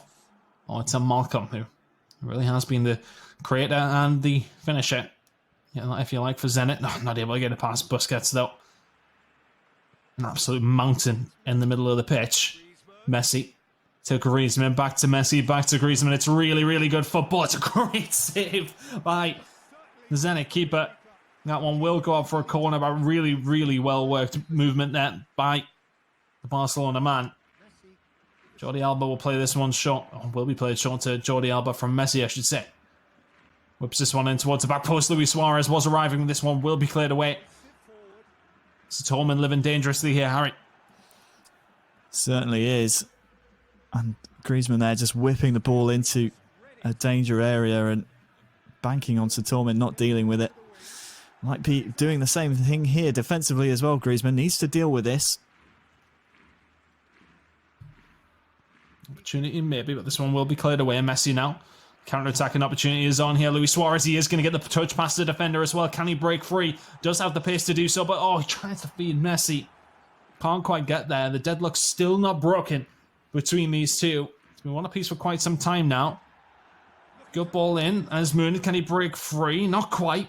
Good defensive work by Barcelona once again. Griezmann, good defending and good attacking so far from what we've seen.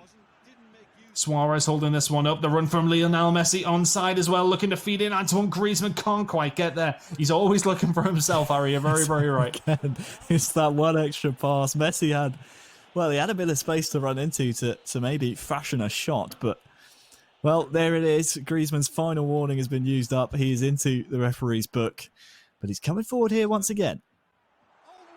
Looking for an opportunity. Suarez is going to turn and in the box. He doesn't miss those. Making sure he's not offside, and it's a really, really well-worked goal in the end. A couple of passes around and just that little bit of room, and as said, in the box, Luis Suarez does not miss. 2-1 to Barcelona, and has to be said, Antoine Griezmann does deserve the lead for his team here. Yeah, and he has certainly some weapons to choose as well.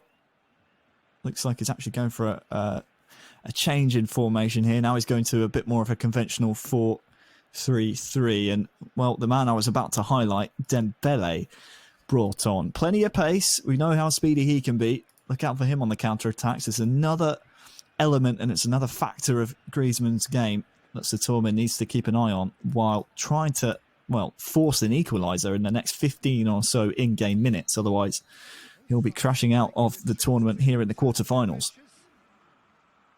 He needs to find something, but we have seen opportunities fall his way. Can he find anything concrete to try and get back into this game? It does look like Ousmane Dembele will get away down this left-hand side. The ball into Suarez's paw, but he may have another second bite at it. Dembele down the left, has the pace, has the strength, can't quite get past. That will be a goal kick in the end after he tried to win it back once more. But if you're Aleksei Sutormin, you need a goal and you need one fast. Defensively has been pretty solid so far, the man from Moscow, but it's not defence he needs at the moment, Chris. It's goals. Welcome, combining, cut shot. There's going to be Ter Stegen getting in front of that one. Really good football once again. Very, very direct from Sutormin. Corner to be whipped in. 81 minutes on the clock. It's a good one into the front post. Not able to find anything. And can Barcelona break here? Dembele not going to be able to quite get there. Malcolm is going to try and receive the ball back. I feel as if he may have been offside there, but a counter-attacking opportunity. Look at the run at the top of your screen. It is going to go back to Dembele. Can he get the touch pass? Yes, he can. A little bit of fortune. Ousmane Dembele through on goal. Could this be 3? Yes, it is. Takes his time. Waits for his opportunity. And finds the back of the net. That should be the game. Certainly should be. 85th minute, 3-1 up. Griezmann has played solid this entire quarter-final. He's taken his chances. And he's actually... I didn't quite pick up on it when he made the substitution to bring on Dembele, but he subbed himself off. So a selfless player here for Barcelona, Antoine Griezmann, willing to play for the win. And, well, it looks like the win is going to be his. Doing what needs to be done for the team. What a challenge. Massive challenge coming in there from Gerard Piqué. Maybe the extra legs has helped him, and you know what? Ousmane Dembele's got himself a goal for that one, and maybe Luis Suarez is going to find one for himself. Went for the chip to the back post and couldn't quite find the inside of it.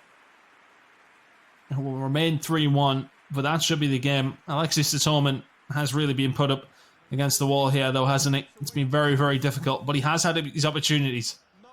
The ones that when he has been able to get out his half, he has been able to carve them. Can he find a consolation goal here? Or maybe time to try and find another? That's going to be 3-2 now. Zayuba will get one, but surely Griezmann shuts up shop. Nearly gives it away in the middle of the pitch there, but that's 2 minutes gone. The referee will signal for a throw-in on Barcelona's side of things, but a really good, potentially just consolation goal. Dembele now down this left-hand side will end the game. Zayuba was just a little bit too late, as was Aleksei Sutormin. Antoine Griezmann will advance through to the semi-final where he will play Ben Leno. Well, thank you very much to Aleksei Sutormin for playing. He did so well in the round of 16, of course, controlling Zenit St. Petersburg, going up against a team with the ratings of FC Barcelona is always going to be a bit of an uphill struggle, but he made a good account of himself, scoring 2 goals, only losing by 1 in the end. And of course, had that win to brag to his teammates about in the quarterfinals. The round of 16 against Glasgow Rangers. So a very, very good showing from him, and unfortunately just hit a bit of a brick wall when it came up against a player of the caliber of Antoine Griezmann. Yeah, that'll do it. Let's have a look at the bracket to see how that now lies in. Our first semi-final has been filled. Griezmann against Leno, so Barcelona against Arsenal will be the first one. And then the second, we're yet to decide. Esposito against McTominay is coming up next. And of course, we will see Pjanic against Bujaleb coming up after that. But it's going to be now Inter Milan going up against Manchester United. Scott McTominay against Sebastian Esposito. Should be a good game, this one. Two youngsters who, typically I would like to say that I feel as if, gaming favours the youngsters. This is me speaking from experience because I've got worse as times went on. But Esposito against McTominay, as said, this should hopefully be a good game. Two players in their prime gaming years, if you like, and well, maybe not in their prime footballing years yet. Plenty of time to grow, look exciting players, but two very, very big clubs going up against each other here once again. Yes, Sebastiano Esposito, just 17 years old. Obviously playing for Inter Milan, a product of Inter Youth since 2014, plays for the Italy under-19 national side. And like you said, 17 years old, that's the perfect age to be gaming. Has to balance, obviously, his professional career as well. But I fancy Esposito here. He's obviously, around the time of prime gaming years, also has that, Inter Milan roots. He's come up through the youth system, knows the team, knows the first team, has 1 goal in 5 appearances in the Italian league as well for Inter Milan. So he's going to know the players around him. He's going to know the weapons that he has, as no doubt all the professional players will here in the Stay at Home with Pez Cup. But you just fancy Esposito, given the age difference here. I believe McTominay is a couple of years his elder. So you're right, this should be a fun one, and 2 young guns going up against each other. Well, we are nearly ready to get into it, but let's cover Scott McTominay as well. Man from Manchester United, just breaking into the first team over the past season or so. Will want to try and get a win for his club here. As I said, though, 2 young guns going up against each other. Definitely 2 to watch throughout the rest of the tournament, who does Whoever does come out on top of this one, I should say. But interesting. Let's see if either of these two have it, what it takes on the virtual pitch. I said it. For us, it's difficult, isn't it? Because outside of Antoine Griezmann, we obviously don't know of too many who plays a lot. But right now, so far, it is actually Leno that's impressed me the most. I think he looked really, really good before in his game. Surprising, isn't it? Because you don't think about goalkeepers being attacking minded or as if it would have any difference. Attacking thinking players. But Leno's really been the surprise package so far. But coming back to this match, Esposito versus McTominay. McTominay actually 23 years old now, so he's getting on a bit. I know. Why have I got it in my head that he's like dead young? Well, this is it. He is a graduate of the Manchester United Youth Academy, and Manchester United, of course, official partners of eFootball PES 2020. McTominay being one of the cover stars.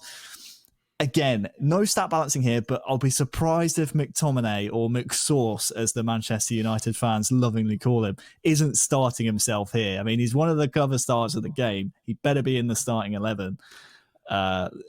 23 years old, though. I mean, again, you think back to McTominay. He debuted back in 2017, obviously just 20 years old at that time. He's getting on a bit now, 23 years old. I mean, sitting here say that. Approaching 26 and you approaching 30 very quickly. Hold on, how old are you? But he's certainly not the youngster that we thought he was.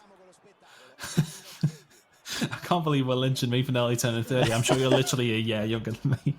No comment. Oh, God.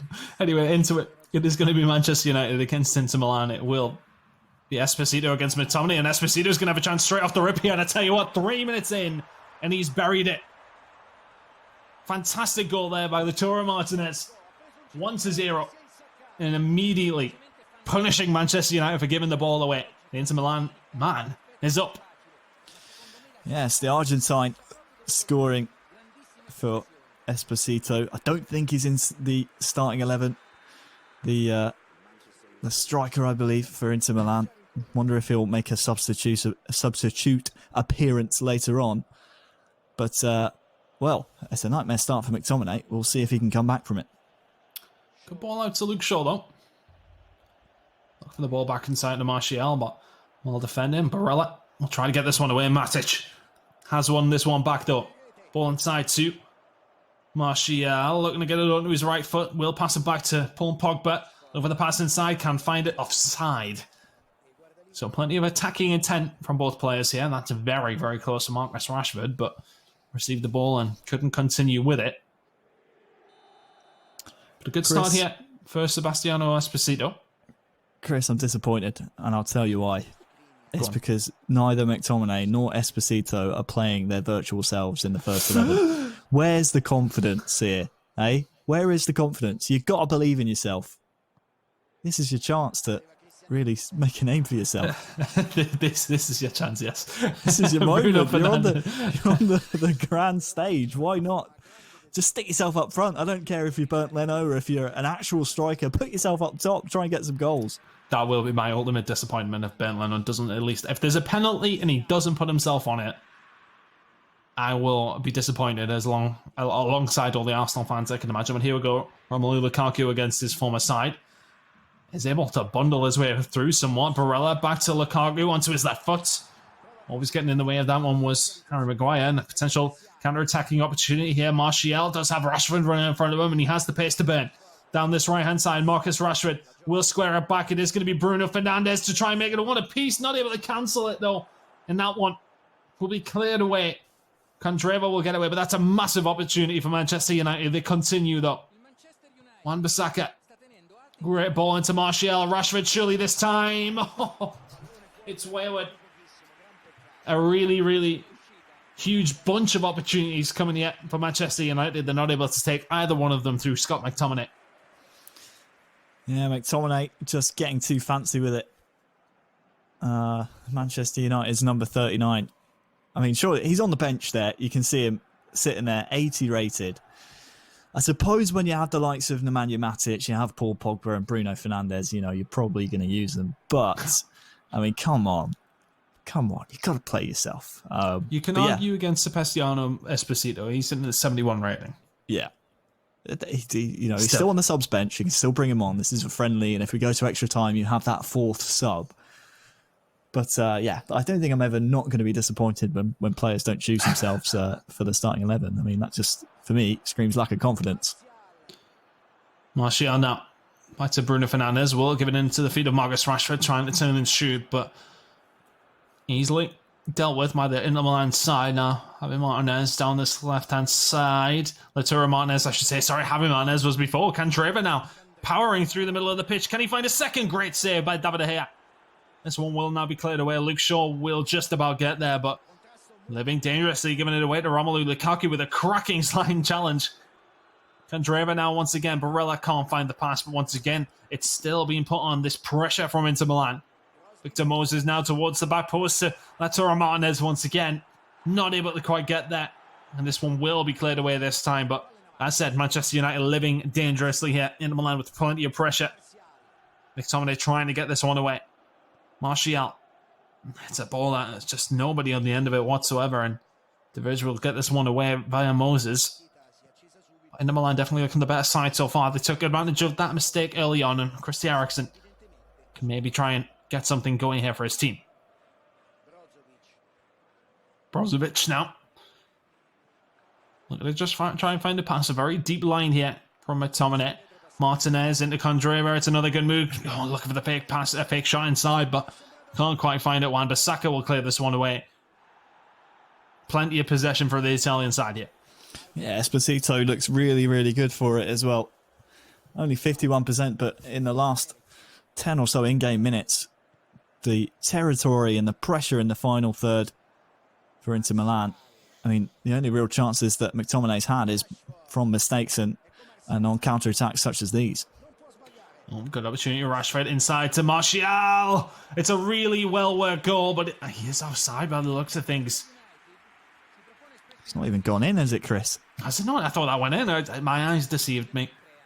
I mean, I didn't have the best view of it, but it's gone out for a goal kick. I think it's just struck the side netting. But that really should have been a goal. Here. It should have been. Martial to Rashford once again. Doesn't miss this time. There we go. One apiece.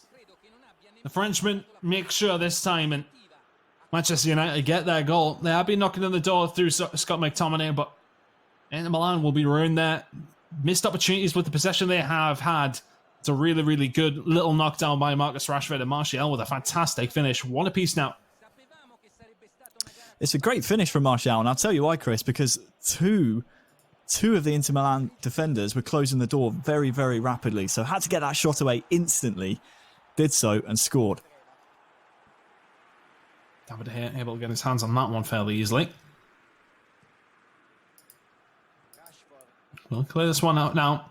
And Matic will find the ball. Plenty of room here for the strikers to play it between themselves, but that's maybe a little bit of a wayward pass. Now Rashford, I think he thought he was in control of Martial, looking to send Rashford there. Not able to happen. We're coming towards the end of the first half here though, Harry, and even game, to be honest with you. You know, I would like to say that Esposito has looked good when he has had the ball in the final third, but his defensive work has been questionable.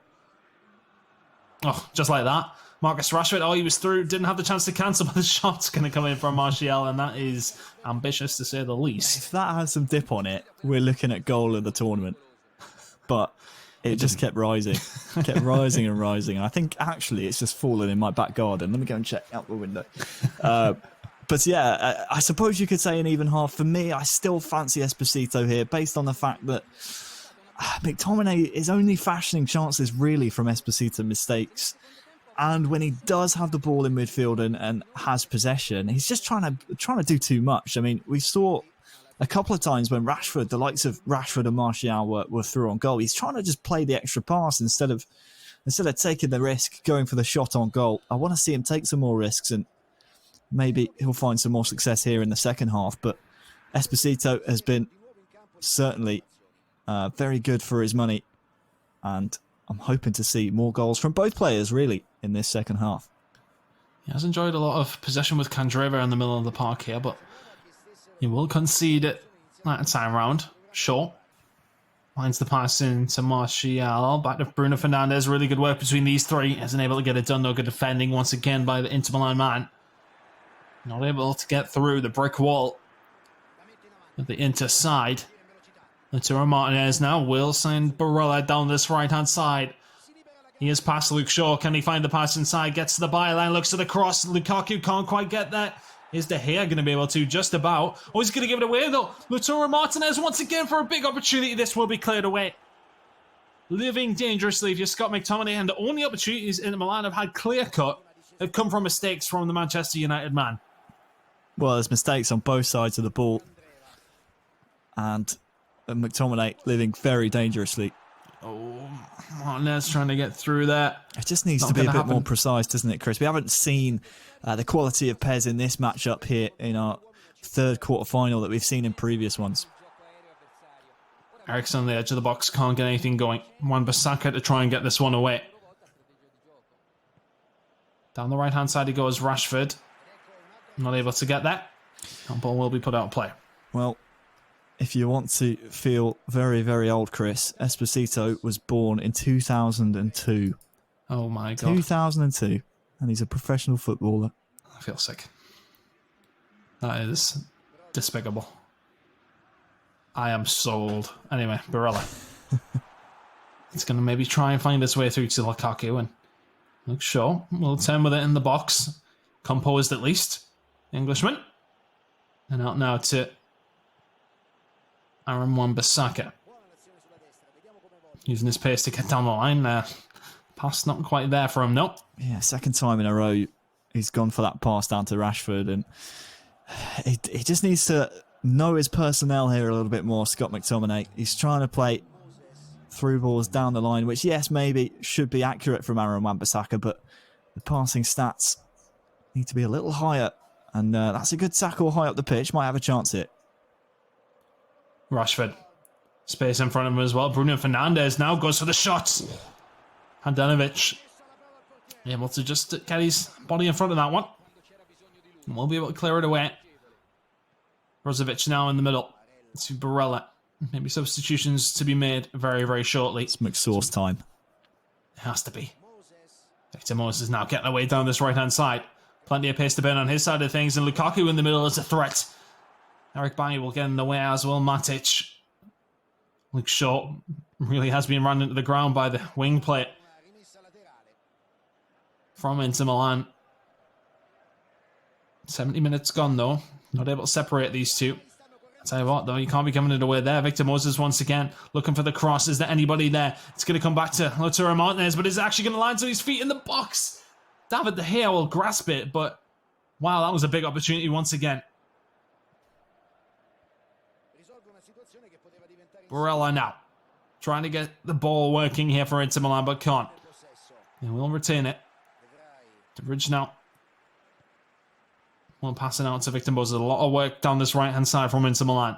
Moses quite happy to use his pace to move inside. Lukaku. Back to him through Moses once again, trying to get onto his left foot, but Moses will retain. Brozovic. Needs Romelu Lukaku to get on his feet. And that ball bounced through to Martinez. Not quite. Paul Pogba will get this one away. Both players need to be thinking about substitutes here. This game is just screaming out for an injection of pace. Oh, I tell you what though, Martinez is going to have a big opportunity to hit. Wise to it. Matic will play this one away to Wan-Bissaka. He will just actually manage to get the ball up to Marcus Rashford and then to Martial. Shaw looking for the run down the left-hand side. Bruno Fernandes is trying to play him in, but Luke Shaw now after moving forward is dead on his feet, but will get the ball back here. Manchester United. Rashford into Martial, 85th minute. This is a big opportunity in the dying embers of the game, if you like. Rashford is going to swear to Bruno Fernandes, who can't quite get that. And this will be an opportunity now for Inter Milan to get it away. Candreva can't quite get it there. Plenty of pressure going on from Manchester United. And Scott McTominay in the middle. Passing to Martial. Oh, he feeds it out wide. You felt as if Bruno Fernandes was the ball. But opportunities coming for both teams here as plenty of players exhausted. Eriksen now to Brozovic. Maybe a big opportunity coming here for the Inter Milan side. The ball into Lukaku. Good save to here. Manchester United will get this one away. McTominay living dangerously. No extra time added. And we will be going into extra time. One apiece after 90 minutes. Well, what a frantic final 10 or so in-game minutes. We can see the stats there briefly. But neither side, it looks like. You're looking for some substitutions. Finally, Esposito decides to explore some of his options. At this point, you've got to bring yourself on, don't you?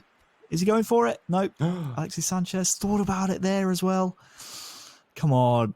What's going on here? You've got to play yourself. I know I keep going on about it, but you have the chance to play yourself in the virtual form. Imagine the glory. Imagine the glory. It's just, if you don't at least bring yourself on for, you know, the penalty shootout, then something is dreadfully wrong.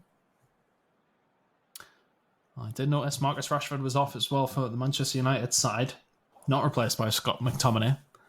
Well, replaced by Scott McTominay, but you know what I meant. Either way, Jesse Lingard now on for Manchester United. Lautaro Martinez off for Aleksei Sanchez up against his former club. Eriksen off as well for Inter Milan. Asamoah on for Ashley. I'm replacing Ashley Young, I should say. Martial not going to be able to get there against Skriniar, but Handanovic will get this one away. Igalo on for Manchester United, so plenty of substitution. There it is. There we go. McTominay on for Matic. Maybe he can be the one that gets it done for his team. That's what we like to see. That's the spirit of the Stay at Home with Pez Cup trickling through there from Scott McTominay. Kandreva shrugging off Igalo. Some more, good ball inside to Kandreva. Sanchez against his old team, can't quite get it done, gets clattered in the middle of the pitch as well. I think this one's going the other way. You can see here, I think Harry Maguire, the focus of the replay, that means he's the one who's been fouled. And that will be a bit of a let-off from Scott McTominay. Bit of pressure there from Esposito from Inter Milan. And, well, he's been muscled off the ball there once again. That's a bit of a soft one for me, ref. He's clearly not happy to let them play. He wants to be in charge of this game. And I honestly can't call which way this one's going because McTominay's had his chances. If I had to pick one, it's probably going to go to McTominay purely because he's the only one who had the guts to sub himself on. So we'll have to see if it goes that way in the proxy. end. Exactly. Sanchez will play this out to Sensi now. Sanchez has made a good run here as well. He's been played onside. He's going to sting the palms of David De Gea. But Barella retrieves it. Luke Shaw not able to get it away, and this one will be put up for a corner. Do you believe that's by McTominay as well, making that a final challenge? But now an opportunity from the corner. Romelu Lukaku to whip this one in towards the front post. It's not going to get there. It's just about over. I think it was from Sanchez in the end. He's got a leap on him, the Chilean. Not troubling David De Gea just about. 102 minutes gone here. Who can try and find a goal to separate these two teams? McTominay, pass inside to Igalo. Martial, trying to turn. Igalo's back here as well. Into Paul Pogba, out to Aaron Wan-Bissaka, who's dead on his feet, but it's a cracking ball in! Oh. It's off the side of the post. A big opportunity for Manchester United at the end of the first half of extra time. Not able to get it done, but it's very, very close between these two. Chances at either end, Harry. Yeah, it's a beautiful sequence there from McTominay. And again, just cannot call which way this one is going.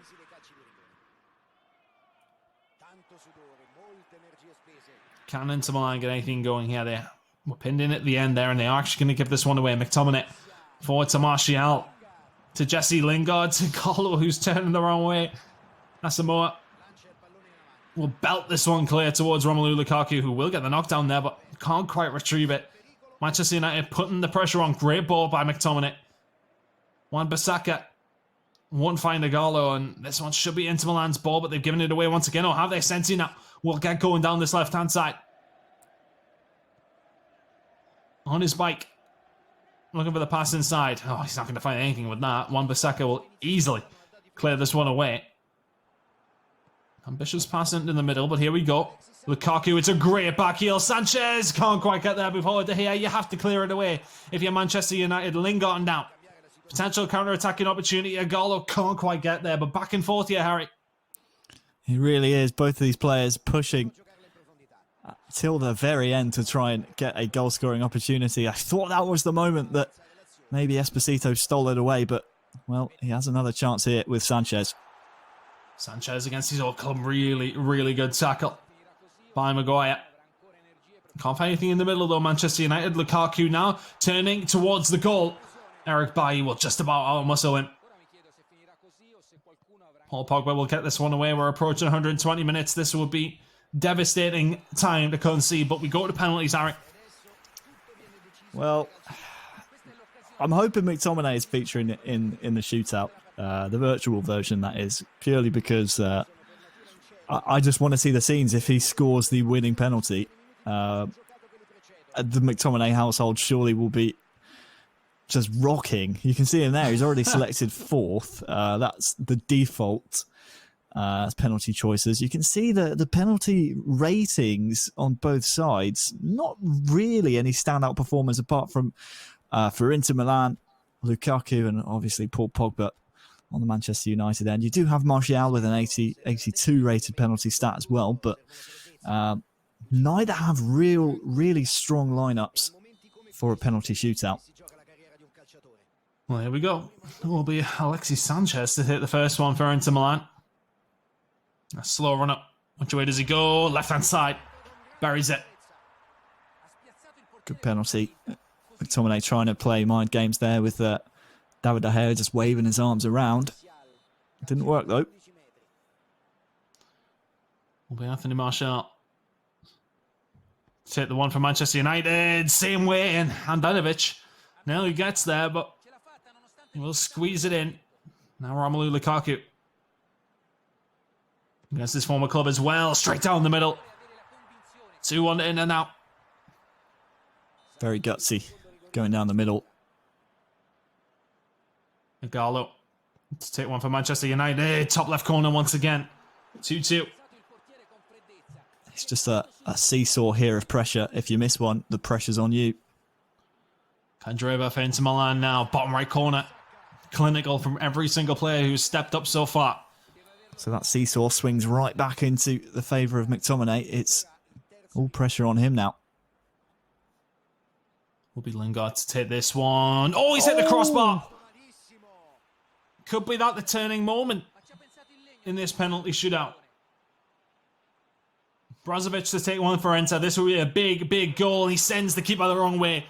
4-2 now. Manchester United must score both their penalties. We're going to need to see a save by David De Gea. Scott McTominay to take the penalty to potentially keep no. Manchester United in this one. Or potentially send them out of the tournament. McTominay buries it. Thank God. He never would have lived that one down. 4-3. David De Gea must save this. Oh, Esposito will be heading through for Inter Milan. The penalty be taken. David De Gea must save it. He goes the wrong way, but it hits the post. It's 4-4. He had to score. It could potentially be 4-4 now as Paul Pogba walks up to take his penalty. Well, he is the highest rated penalty taker for Manchester United. Look out for the run-up. Oh, he saved it! The final penalty, and Esposito will get it done for Inter Milan. What a save by Handanovic. The penalty shootout goes all the way to the 5th one, and Sebastiano Esposito will walk away as the winner of his game and will go on into the semi-final. I'm just so glad for Scott McTominay he didn't miss with his own player. Oh, God. That could have been an absolute calamity. He would have just gotten a tirade of abuse for that, definitely. But congratulations to Sebastiano Esposito. He will advance to the semi-finals, of course. A game for me that lacked a little bit of quality. I worry for Esposito going into the semi-finals, but it was still a fun one to watch based on how many chances there were for both sides. But again, I just worry a little bit for Sebastiano. Got it out in the end in the semi-final purely because, again, it was just lacking that little bit of cutting-edge quality in the final third and even in the build-up as well. So we'll have to see how his tournament progresses into the semi-finals. Well, let's have a look at the bracket to see how things have developed so far.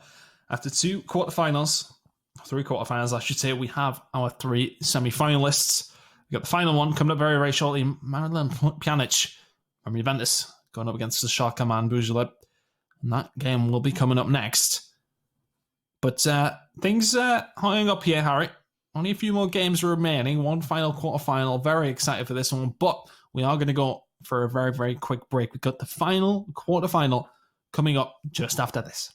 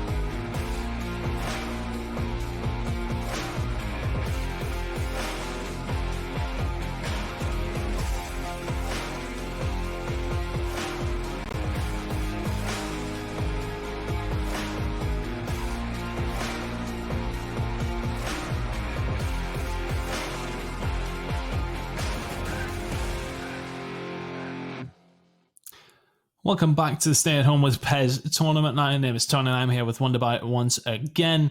Very, very excited for this one. We're into the final quarter-final here, Harry. And things have been heating up. A lot of players playing some great Pez, some playing some maybe mediocre at best, if we can argue it. So hopefully we'll see some quality heat up here. But we are going to see one player that we already have seen, in Nassim Boujalev from Schalke, going up against somebody we haven't seen, who is Miralem Pjanic from Juventus. Excited for this one. Yeah, very excited. We'll start with Nassim Bujaleb, who we've already spoken about earlier on.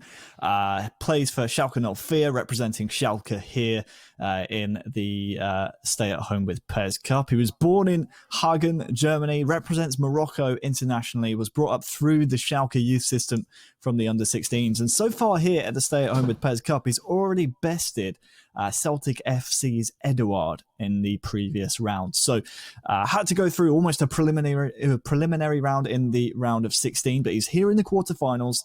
And he honestly put up a really good showing for himself. He's being coached by eFootball Pro player Mehrab, also known as Merriman, who also represents Schalke 04. So he's got the brains behind him. He just has to put them into practice on the virtual pitch here in this quarterfinal. He was good money for his victory up against the Celtic man before, so let's see if he can get it done against Milan Pjanic. Of course, we haven't seen anything from Pjanic yet, so trying to get a gauge on how he will do in this game, but if he's anything like he is on the actual pitch, then this is going to be a very difficult game. But something to point out as well, of course, no stat balancing here, so Juventus definitely going to have the advantage in terms of the actual team, Harry. Yeah, of course. Miralem Pjanic, Juventus' number 5, 30 years old, holding midfielder. If you don't know, you really should know this guy by now. Represents Bosnia and Herzegovina in the national. Baller. Yeah, he really is a baller. One of my favourites. Reminds me a similar sort of archetype of Pirlo. That sort of holding midfielder, can spray a pass wherever. And since arriving from Roma in 2016, he's featured in 167 games for Juventus. So he's really put a shift in for this club, and now he's going to have to put a shift in the virtual sense as well. Should be fun to see how he plays. Again, a holding midfielder. We'll see how that changes things tactically. I know you can say it doesn't matter what position you play. We've seen Bernd Leno, a goalkeeper, be really, really precise attacking-wise, but just anything I can grasp upon here, I'm going to try and cling to and see if it comes through on the pitch. I think that's the thing, isn't it? Usually we're used to having, players that we know plenty about. We've got past results, etc., but it's completely everything thrown out the window for us in this one. It's just a case of let's watch the game and see. But obviously as the tournament will go on, we'll start to develop our favourites. I've already got in mind to see who goes on. But right now, let's concentrate on this one. It is going to be Nassim Bujaleb going up against Miralem Pjanic in this quarterfinal. The final quarterfinal, then we will get into the semis, of course. It's been a great night of eFootball PES 2020 in the Stay Home with Pez Cup. Yeah. Professional football players trying their hand, quite literally, at Pro Evolution. And let's see who can advance through in the final semi-final slot. This is a really tough game for Pjanic to start his Stay at Home with Pez campaign against, because granted, you say he has the ratings advantage with the likes of Cuadrado. He has Cristiano Ronaldo, who was just dispossessed. Paulo Dybala, himself, Pjanic in the game. Schalke don't have those kind of high-rated players. Certainly not comparable to Juventus. But you have to think Bujaleb has already won in the round of 16. He's already got his campaign off to a winning start. He's already, also, I should say, has the coaching of Merriman. There's a chance here for Pjanic. This is a really tough game for Pjanic. He needs to really keep his wits about him and keep his concentration levels high. Oh, yeah, it's actually just got a hold of the ball there. Cristiano Ronaldo will find Douglas Costa first. Big opportunity, and that's Dybala on his right foot. On his left, that maybe goes in the top corner.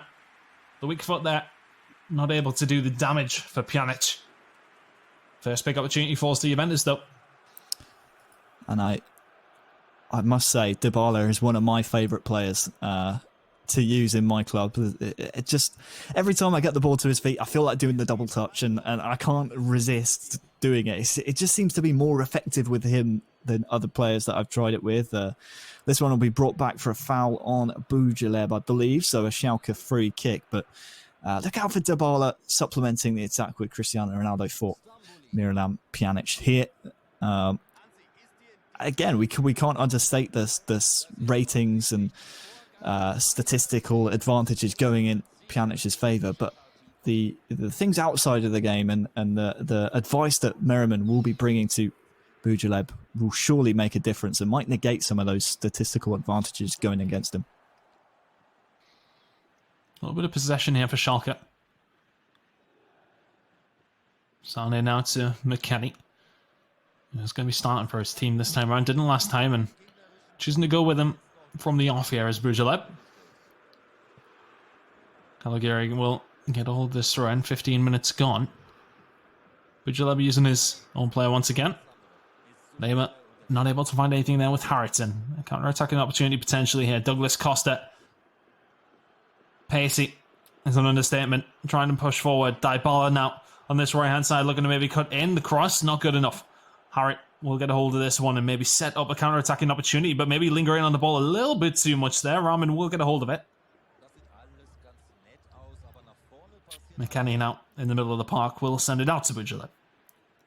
Yeah, chance to attack down this near side, and Harriet, who's on the ball at the moment, will again be a focal point for Bujaleb to try and exploit. He ghosts into those positions that really helps his team out, and it's really clinical. You just watch his movement off the ball as a ball is swung in here.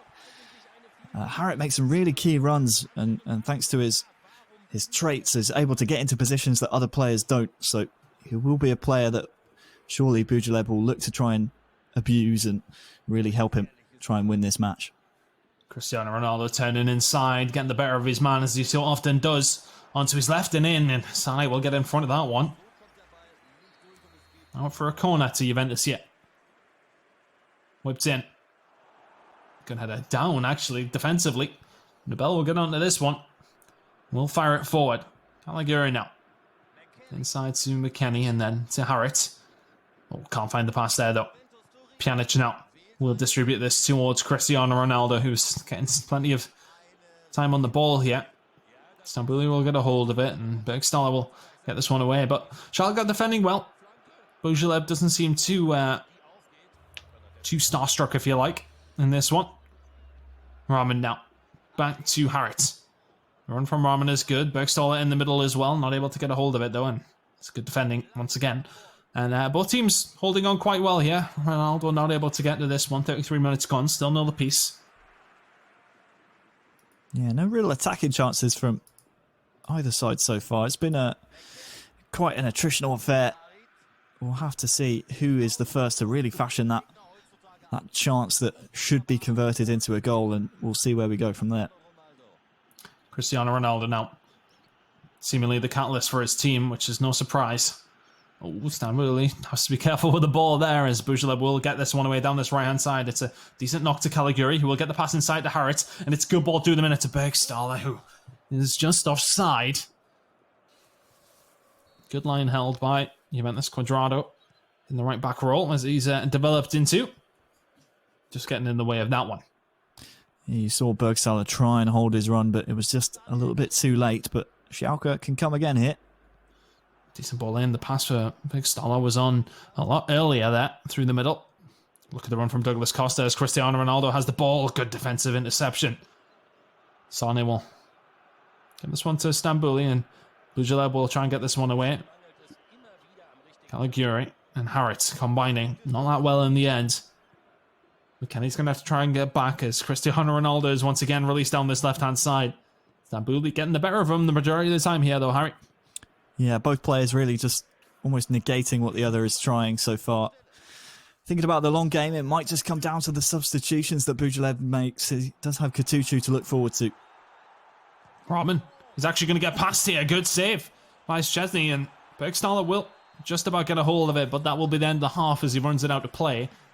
Nil apiece, yeah, and a game full of not very many chances between these two. No, Nobody able to get the better of each other here. Yeah, it was less wide open, wasn't it, than the games we've seen previous. It's, neither player wants to bring dishonor upon their football clubs, and I think that's maybe why we are seeing such a closely contested and closely fought affair here. Some people might call it boring. I don't. I think it's quite fascinating to see how both these players are going to try and break the other down. It might just take an individual bit of brilliance from a single player. You look at the likes of Dybala and Ronaldo on the Juventus side, and the likes of Harriet for Schalke. We'll see who's the man to step up. Bergstaller not able to get on the ball there. Good defending by Juventus. Douglas Costa not able to get away, but eventually he will. Sané shrugs him off. Powerful at the back.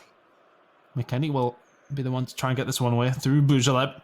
Caligiuri now look for that one-touch pass inside, not able to find it. And once again, Juventus will break. Has to be said that, Schalke haven't found any clean opportunities so far. It seems to be rushed a little bit from Bujaleb. Yeah, you think back to the round of 16 against Celtic, there were plenty of chances, weren't there? It's been a completely different story here against Pjanic, and he's defended well, Pjanic, and it's something that Bujaleb is struggling to break down. All right, now doesn't have any walls in front of Pjanic. Really good defending, figuratively speaking, from both himself and his player in game. Ronaldo does have support from Alexandro down this left-hand side. Dybala now up to Sandro. Really well worked. The Brazilian will get the ball in. It's well defended though, and Harrit will have to get this one away through Sane and then Stambouli. But calm defensive possession play here from Schalke. Kabak now. Playing on the left, but has been playing at centre-back for his team. Nubel out to Nastasic, and McKennie maybe the one to get this one out. Need to see some clear-cut opportunities for one of these players soon. Kabak again. Ramen. Pass inside is on.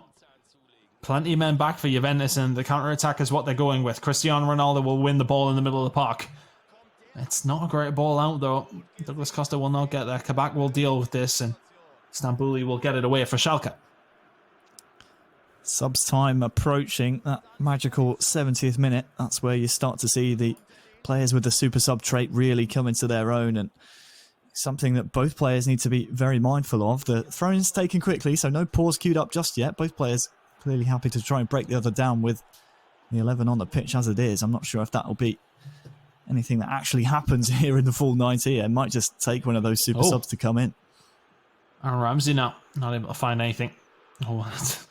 Living dangerously if you're Bujaleb at the back, but Caligiuri will get this one away. He's not able to send Bergstaller here. 70th minute gone. Now the team able to create any clean opportunities. Ramen, though, will send Harrit. Maybe he can get away from Cuadrado here. Yes, he can. The Moroccan marauding into the box. Not going to happen there. Ramsey, though, in the way of the Welshman. Does have a run in front of him as well, but good defensive work by the Schalke squad, although they're going to give it away here. Douglas Costa looking to punish the mistake, cutting inside onto his left foot as well. Good save. Bujaleb will be able to get this one away for his team, but that's the first big opportunity, you think? Yeah, first real big one, and one maybe that should have been put away by Douglas Costa. He's coming forward once again, but cleared by Bujaleb. You can tell Bujaleb is putting a lot of faith in this man right here, Amine Harrit. Obviously, teammates for the Moroccan national team.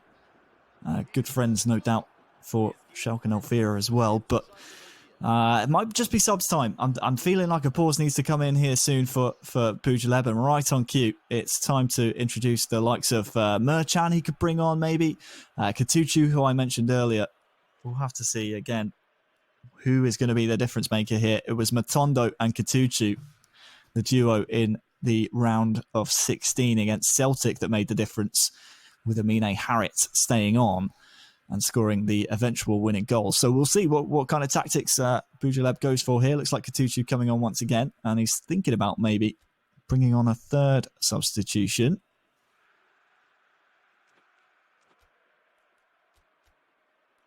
Well, these subs coming in.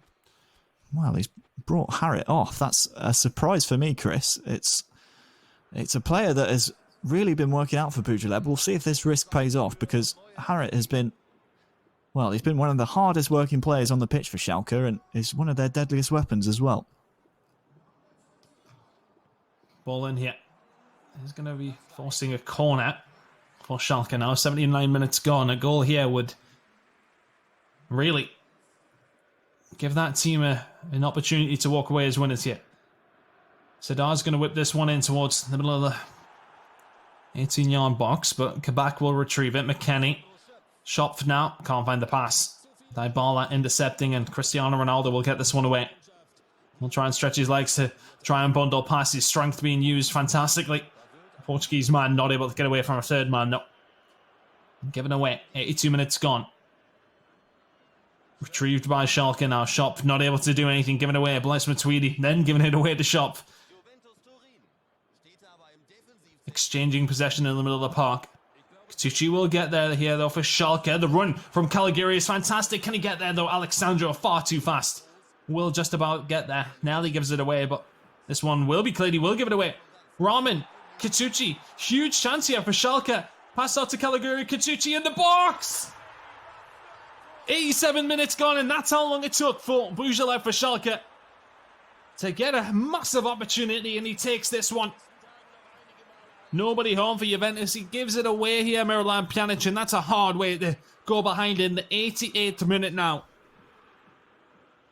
Surely it's the game to lose now for Bujalev and Schalke. Katucu, the super sub once again. The Turkish international has surely now won it for Schalke, barring a massive mistake from Bujalev. What a time to get a goal. Katucu and Bujalev will advance to the semi-finals. It was one of few chances that Bujalev actually had.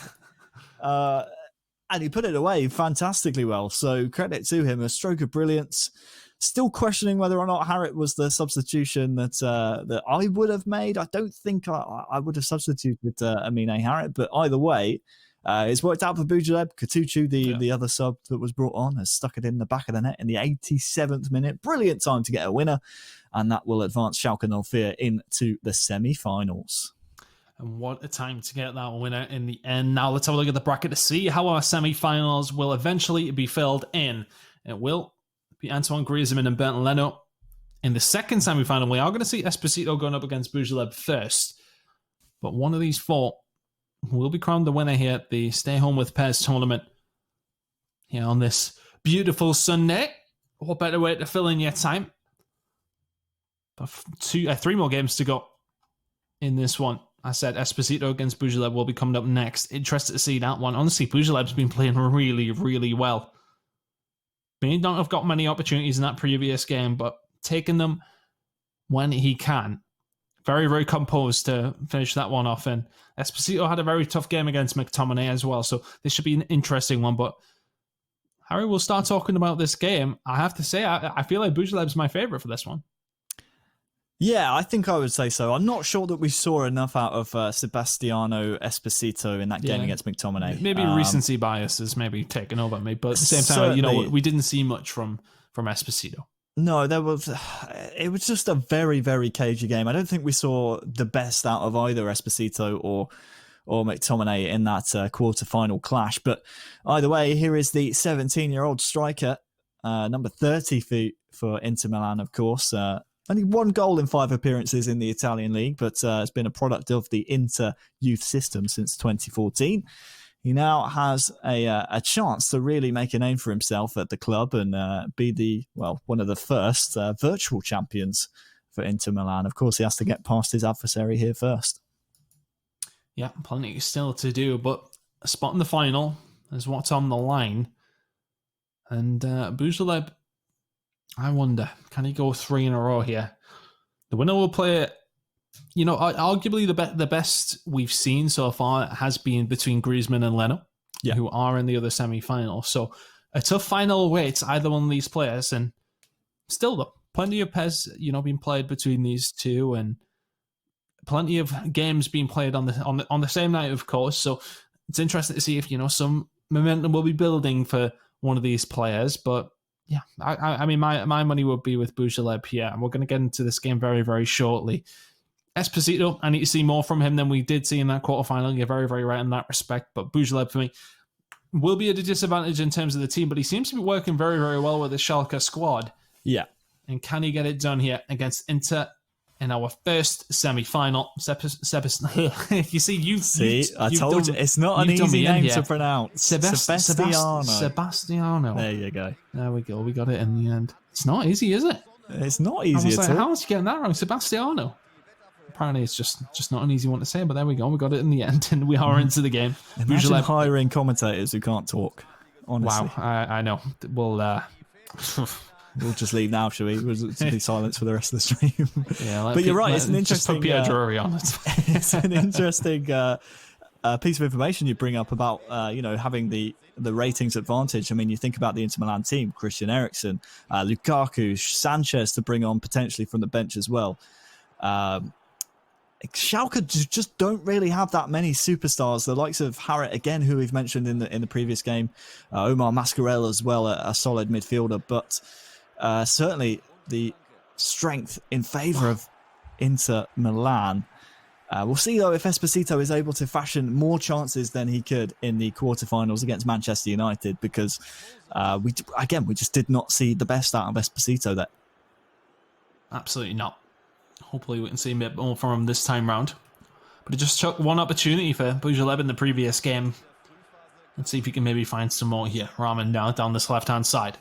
We'll try to run forward, but getting the better of his man here. Plenty of pace down this left-hand side. We'll try to cut back in, but Victor Moses trying to get the better of him, and we'll get the ball back. Romelu Lukaku now to maybe get this one away for Inter Milan. Yeah, Kandreva, Brozovic. There's just so many great midfielders, and you forget about Martinez up top as well, supplementing Lukaku. It's just such a strong team that Milan have. Hopefully Esposito can use them to the best of his abilities. And I mean, I think you and I both have Boujalev after, his previous round performances being probably the stronger of the two players. I think Esposito will have to be using them to the best of his abilities. Oh, Kandreva with a good ball in. Lukaku was waiting. Brozovic hits it. Nabel had to be wise to it. Came in quickly, but straight at him either way. That's what we like to see, though, Chris. We want to see more long shots from that sort of range. We want to see it's more one of those. It's like the rule is you have to hit those. Yeah, it's one of those where you're down the playground, you scream the name of your favourite player as you're hitting it, and hope to summon some form of spiritual energy. Didn't work out that time, though. No, Lukaku now. Until Lautaro Martinez trying to get away, but really good defensive work there by the Schalke squad. Rarely worked out for me down the playground either. I mean, it's just always went over. Would that be the player you're shouting's fault, or you're on? Probably mine. Big Stoller will get this one. Into the feet of Rahman here. Onto his left. He looks to turn inside, but Victor Moses will get the better of him. Victor Moses has been impressive, has to be said. Every time I've seen him on the ball, defending well, getting far forward. Usually knackered by the 65th minute, bless him, because plenty of work from Esposito is going down this right-hand side. Lukaku now. Victor Moses is surely the ball. Here we go. Lukaku running into the box, but it is actually going to be the overhead kick coming in. And that's on Christian Eriksen. Not necessarily something that's in his wheelhouse, but either way, trying it yet. Not able to get away with it, though, and Schalke will get away with this ball. We'll call it an improvised finish from the Dane. But you're right, not really something he has in his locker. This is better, though, from Esposito. Seems to be attacking with more freedom than he did in the quarter-final match. And it comes back to what we were saying. I just don't think that we saw the best out of Esposito. And he and McTominay really cancelling each other's play styles out. I think we'll see more freedom and more release from the Milan youngster here against the German club Schalke 04 and Boujalev. You're right. Trying to get the cross in, but well intercepted, and will be a corner now for Schalke.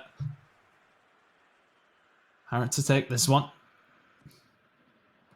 Front post is where we're going. Andanovic wise to it though. Whacked in, not able to find anything from it. Lukaku now head down. Kandreva getting away down this right-hand side. 36 minutes gone. Lukaku with plenty of room here. Good interception. In the end, Schalke will get this one away. Boujalev living maybe a little bit more dangerously. I would like to say Esposito has maybe been the better player here so far. Will get this one away down this left-hand side. Into Harit. Oh, he's going to be closed down. Brozovic all over the Dane, as you said. It's a good shot coming in. Oh, I tell you what. Some effort from Lautaro Martinez. Fair play. It's from a mistake, but you love to see those be hit. Absolutely. And it's something that me and some of the other eFootball Pro pundits like to call taking more risks. And it's not the most inventive wording, I suppose, but we just never see the freedom out of the players at the highest level. Good to see Esposito really willing to take long-range strikes, and it's an adaptation of his gameplay that's working here against Schalke. Always give it away though. Caligiuri, can he capitalise on the mistake? The rebound and the goal. It's a mistake by Esposito, and Bujaleb, you have to say, every time a mistake is made on the opposition, he punishes them. Clinical with his opportunities. And that is 1-0. It has to be said, maybe against the run of play. 1-0 to Schalke now. That should be the score heading into the half. And that's got to be disappointing in the window of the sails of Esposito, who has been the better player so far. Yeah, sinks the putt as well in the celebration. Tremendous stroke. Great finish.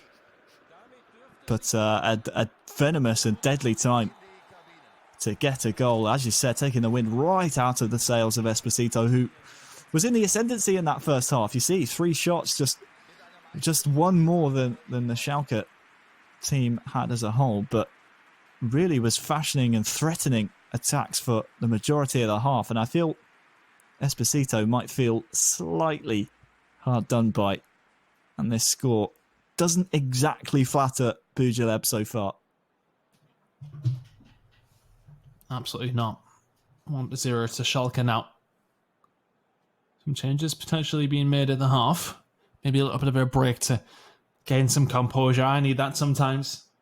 Have an extra long pause at the half just to get myself back into it. Reset the game. Composure. That's all it's about, Harry. Yeah, I think we're seeing this through Esposito's point of view. So no doubt Schalke may be making some changes.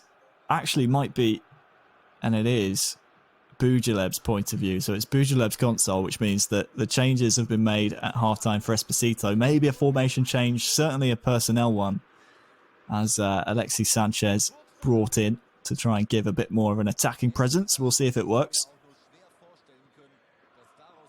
Let's see what he can do for Inter Milan. Can he get the back into this game? Asamoah down this left-hand side. Putting on the afterburners to get away, and it's a good pass out by Sane now. Maybe an interception in the middle. Not quite. Harrit will calmly deal with this one. Rahman down this left-hand side. Aggressive defense coming in from Victor Moses here. Looking like a foul, but the referee says no. It's Bujaleb now. We'll get this down the right-hand side. Caligiuri, good football here from Schalke. Rahman was the target, but couldn't quite get the ball. But once again, Schalke will cup. Caligiuri now.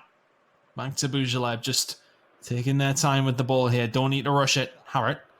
Maybe look like a wayward pass, but eventually it will arrive at the feet of Rahman now. Bergstaller. A little bit of room on the edge of the box, goes for it. Andanovic wise. And will get in the way. Sorry, Szczesny. For his team, and Inter Milan will get this one away. What's Andanovic? Sorry, you see, keep us mixed up now, Harry. There's so many lineups we need to memorise here, Chris. Don't be too hard on yourself. Schalke will defend this well, though. 60 minutes gone in. Has to be said, have had the better of the second half so far. Have Schalke, the German side, looking good. Bujaleb trying to get this one away, and that is a wayward run. Look at this one from Romelu Lukaku, though. Pacing forward on the inside. The ball inside was maybe a little bit too early for Alexis Sanchez, and Stasic will deal with this one. Calm pace here, has to be said, from Schalke.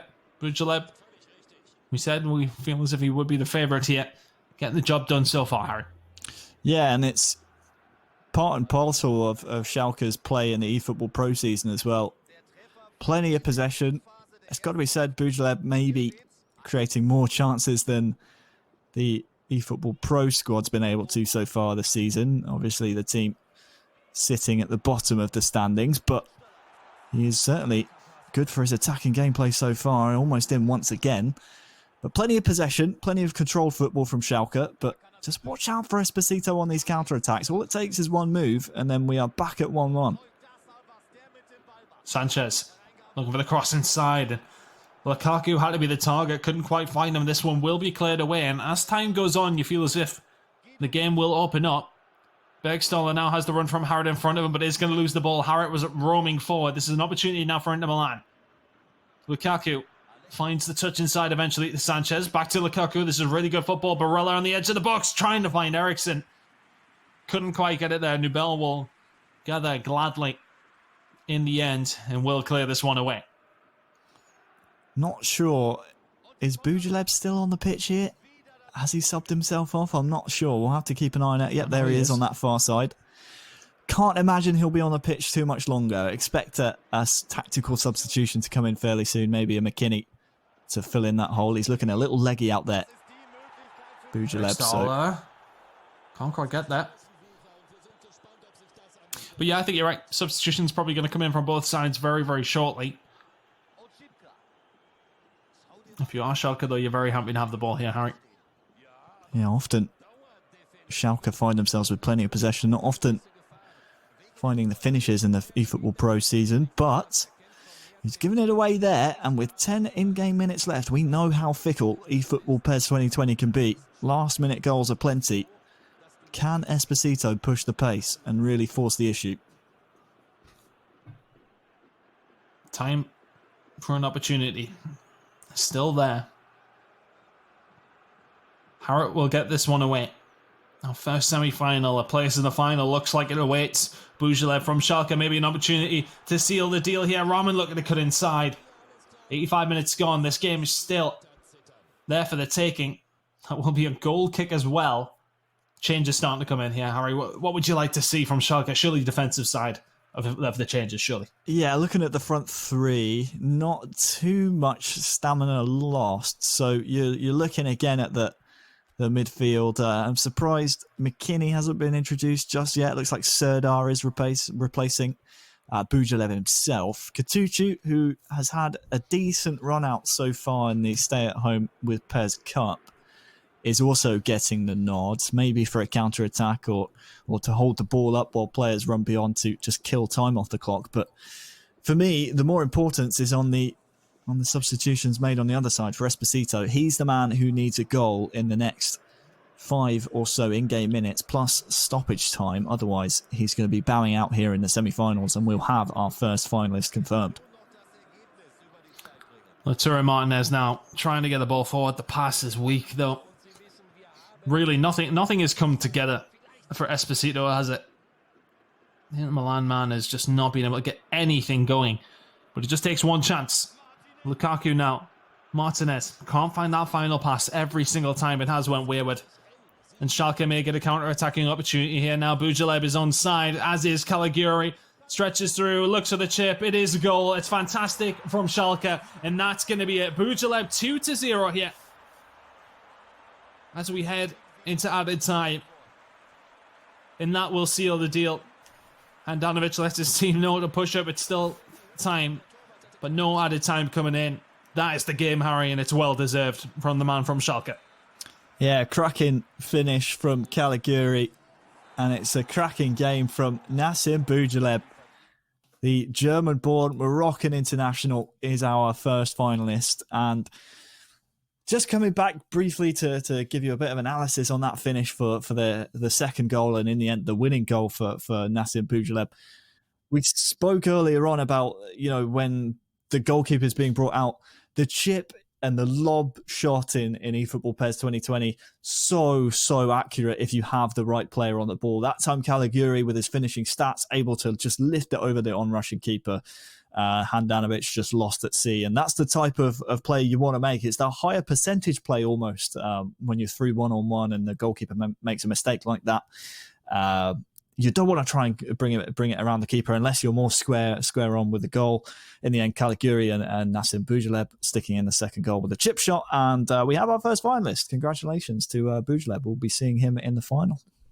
We do, and let's have a look at the bracket. We've nearly filled it all in, and we're heading into the second semi-final. But there you go. Bujalev will take the first place in that grand final, with the game between Barcelona and Arsenal coming up immediately. Griezmann against Leno, and this one should be a cracker, I think.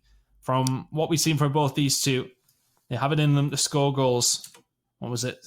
We're seeing 7 apiece between them in the quarterfinals, and we've seen plenty from Leno in his first game that he played off stream, of course, but this one should be a cracker, I feel. Griezmann against Leno. What are we thinking, Harry?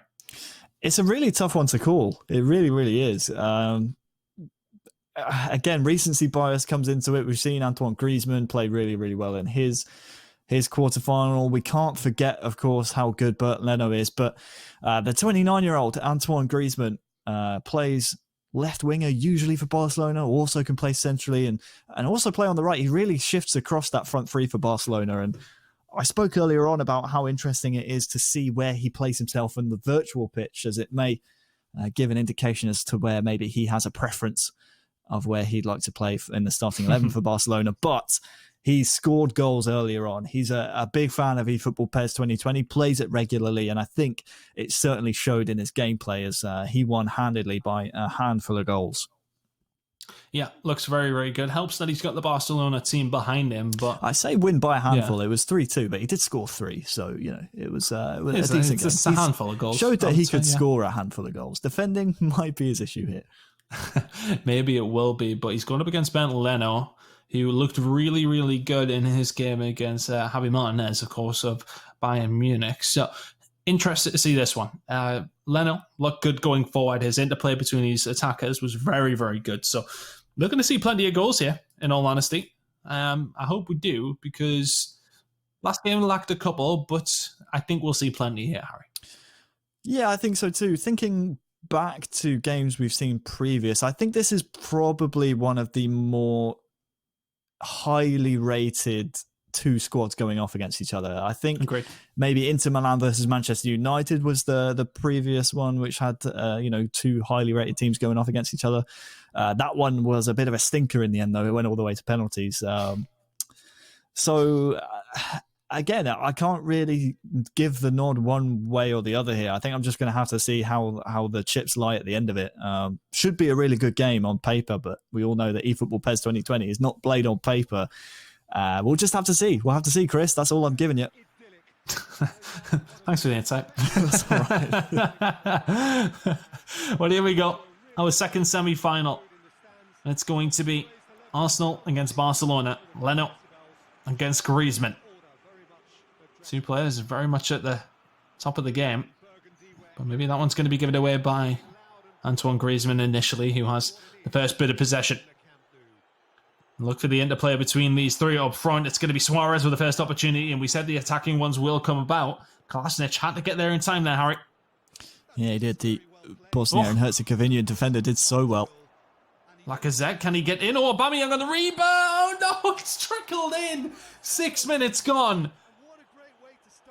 A little bit of fortune for the Arsenal man, and Leno will find himself in front. The ball initially from Ozil for the chance was fantastic.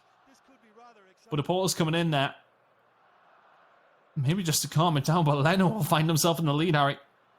Yeah, maybe Griezmann there letting out a bit of rage after conceding first. No, this is all in good fun, of course. And he has a chance here, actually, with himself.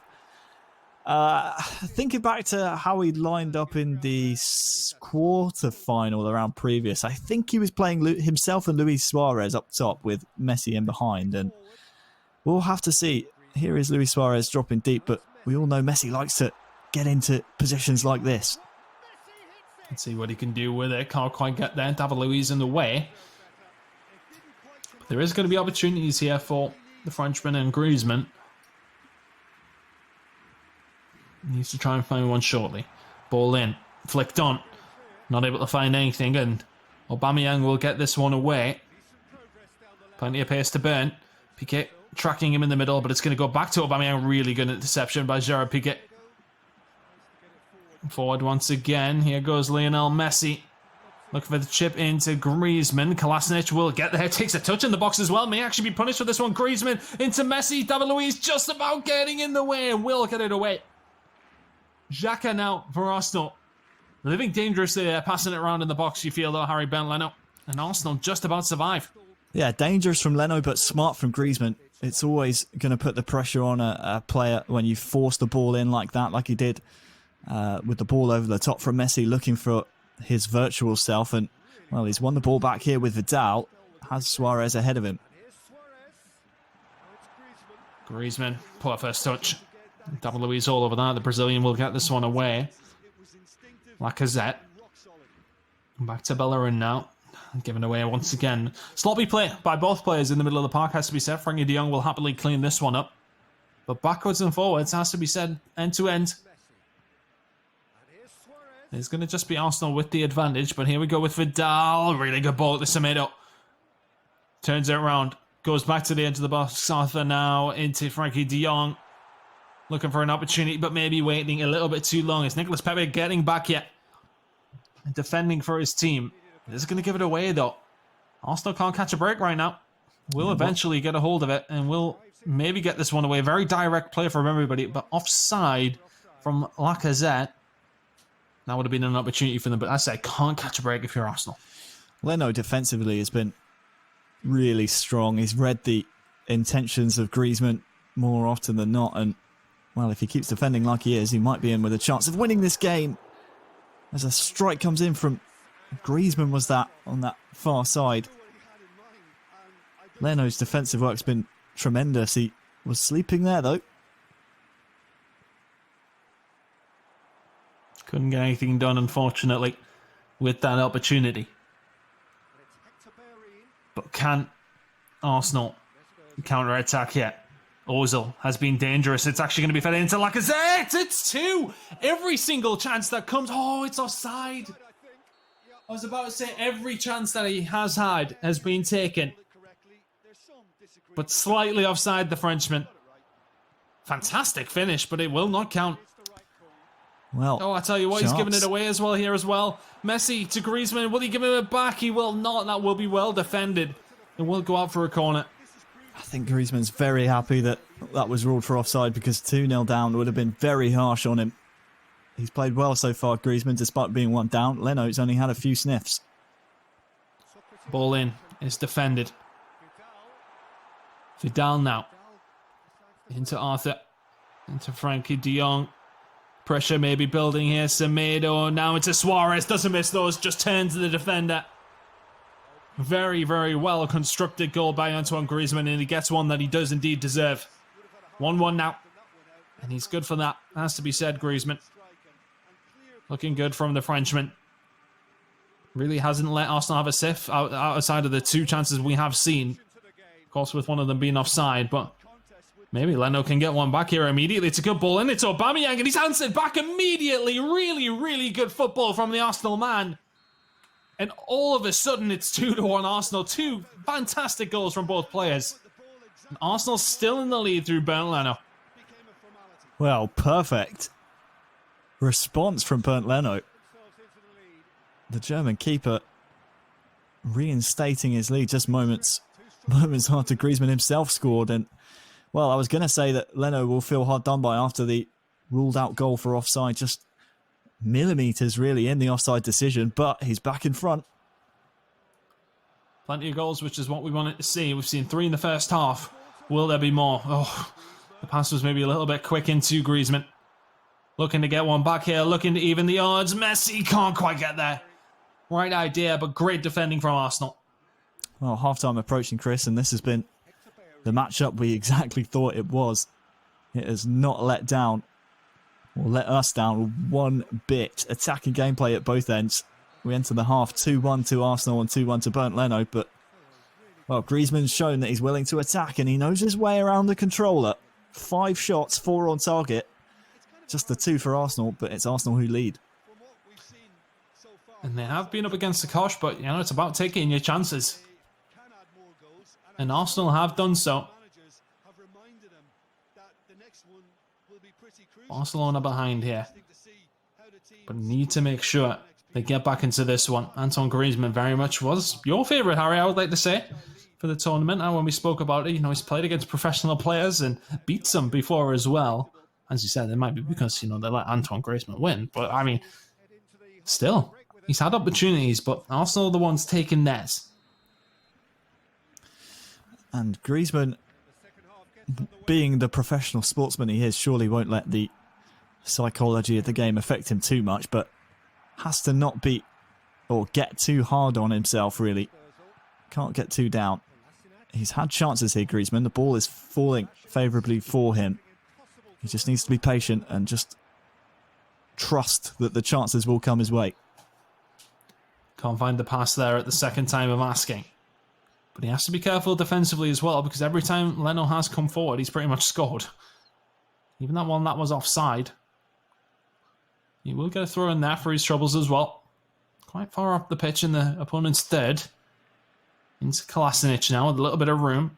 We'll send it to Pepe on the edge. Ozil. To Lacazette. Really good football once again, but this time Nelson Semedo will get this one away. But once again, Arsenal will come back. Bellerin. Into Lacazette. Into Aubameyang. Piqué in the way. Good defending in the end by Griezmann, but has to be careful in the midfield. He's given it away a couple of times, Harry. Yeah, he's struggling to get it out of his back line, really, after Arsenal have been attacking. But he's coming forward now, and that's a bit of a misplaced pass. Just needs to be very, very careful. Has bodies forward now, though. Messi. Looking for an opportunity on the edge of the box. Really, really good interception. Aubameyang will be sent in here as well. He's got the pace on Langley. It has to be said, can he make it 3? Yes, he can. So clinical from the German. Dare I go cliche and say German efficiency. Because every single time he's went forward, he's pretty much scored. Antoine Griezmann, 3-1 down here, Harry. Work to do. And he's already used one of his 3 substitutes, Griezmann. I believe Umtiti brought on. I'm not entirely sure, actually, who he brought on. But he's already used one of his subs. That's the main thing. We'll have to see if he elects to go to Dembele for that injection of pace in the midfield. Maybe trying to find an opportunity here. Can't quite get it. Leno will collect. 3-1 Arsenal now as well. He could really just slow this game down. Go ball out to Kolasinac though. Maybe going to give that one away. Is he going to fall for Torreira? Not quite. Suarez, he's actually got the run. Oh, and the pass is wayward. Just hasn't fallen for Griezmann in the second half yet. De Jong now. Into Antoine Griezmann. Can't quite find that second pass in. Still, though, does have the ball. Inside to Arthur, trying to create the ball first time to Suarez. Can't quite get it under his control. But Leno will get a hold of this one and will clear it away. That's a good opportunity there. Yeah, fired in with real conviction, wasn't it? Too much conviction for Suarez to control. Some nice passing here from Bernd Leno, using Nicola Pepe's skill moves. We'll have to see what he can conjure from this attack. Not a lot. Good defensive work by Barcelona and Antoine Griezmann, who needs to find a goal very, very shortly. Honestly, these subs need to happen sooner rather than later. Yeah, looking back, I think it's Jordi Alba that was introduced instead of Umtiti. So Umtiti brought off and Jordi Alba introduced into the match. So it's a bit of a strange substitution to make in this kind of game. Maybe just not happy with how Umtiti was performing. Oh, good work by Bellerin, who's found Lacazette, who has found Aubameyang in the middle. It's a fantastic goal. Bernd Leno has played sensationally here against Antoine Griezmann. And Leno now looking to make the changes. Guendouzi going to be coming on, potentially. Just trying to show this one up. Caballas as well. There's also that. But Griezmann, you got to feel for him. Arsenal have had 4 shots on target. And every single one of them has went in.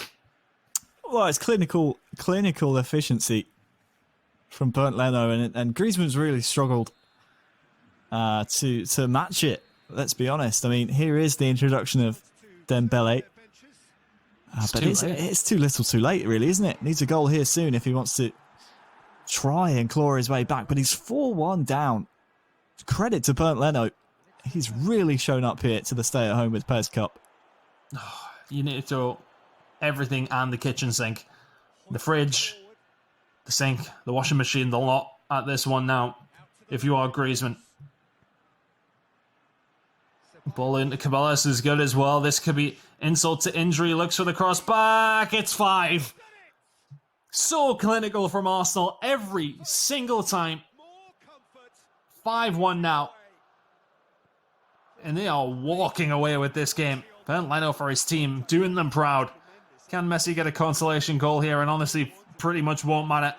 Dembele will pretty much run this one out of play. And well defended by Arsenal once again. Bernd Leno has put on a clinic in Pez here.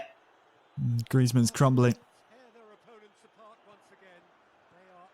Can he find anything? Langley across. Oh, it's a good interception and off the line.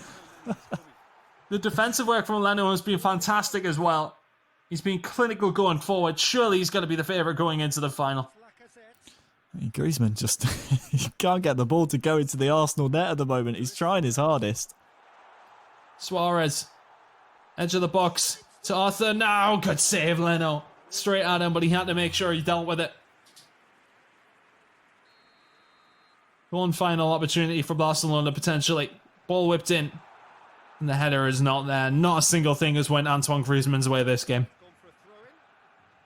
Well, congratulations, Bernd Leno. He will be moving on to the final now. And, well, he might just get 6 as there's time left on the clock and he's coming forward. But clinical is the only word that you can use to describe Leno's gameplay. Really, really strong stuff. And he's coming forward here once again. He just wants to keep attacking, Bernd Leno. He's a goalkeeper, Chris, and he wants to attack. Aubameyang with 5 goals. What do you say to that? Wow. Aubameyang getting it done for Arsenal and getting it done for his teammate, Bernd Leno. He's a goalkeeper.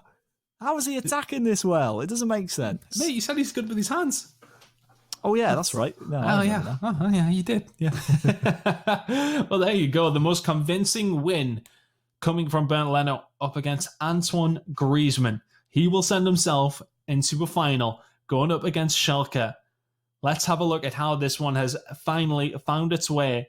It will be Bujaleb from Schalke going up against Bernd Leno from Arsenal in the Stay Home with Pez tournament here. Professional football players seeing how they can do on the virtual pitch.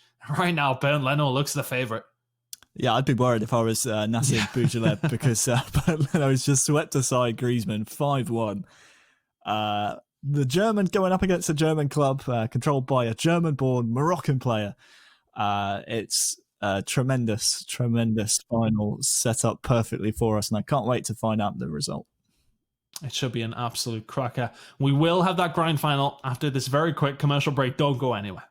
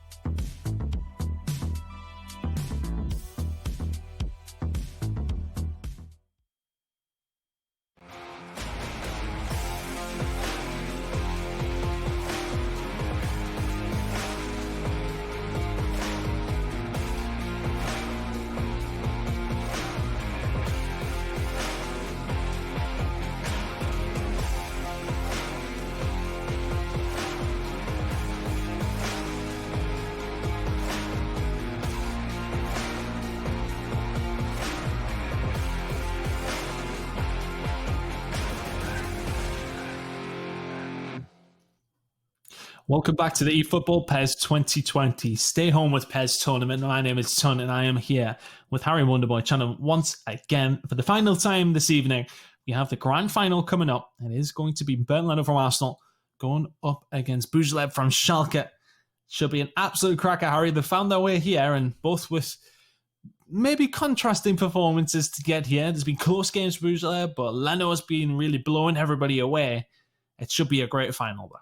Yeah, it really should. I think it's only fair that we start with Nassim Bujalev, who's sort of come out of nowhere in this stay at home with PES Cup and controlling Schalke 04, who, as a German outfit, are not the best rated individually at PES, but he's utilised the Schalke esports side of things and drafted in Merriman to help coach him and know the ins and outs of the virtual team. And it's helped him out so far. He's reached the final of this cup and, well, he's looked good doing it as well. Hasn't really struggled. I mean, there was a last-minute goal against Esposito in the semi-final, which allowed him to secure his place in the final. But other than that, has looked fairly good all the way through from the round of 16. So we will have to see if he can stop the unbelievable, unstoppable force that is Bernd Leno, the Arsenal goalkeeper, and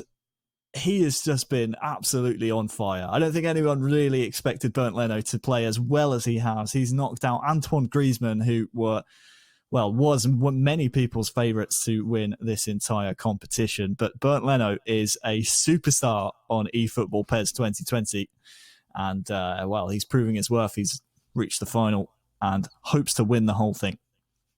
Yeah, very much the guy to beat, isn't he, now? After beating Griezmann, who was the consensus favourite, he has to be the one to beat.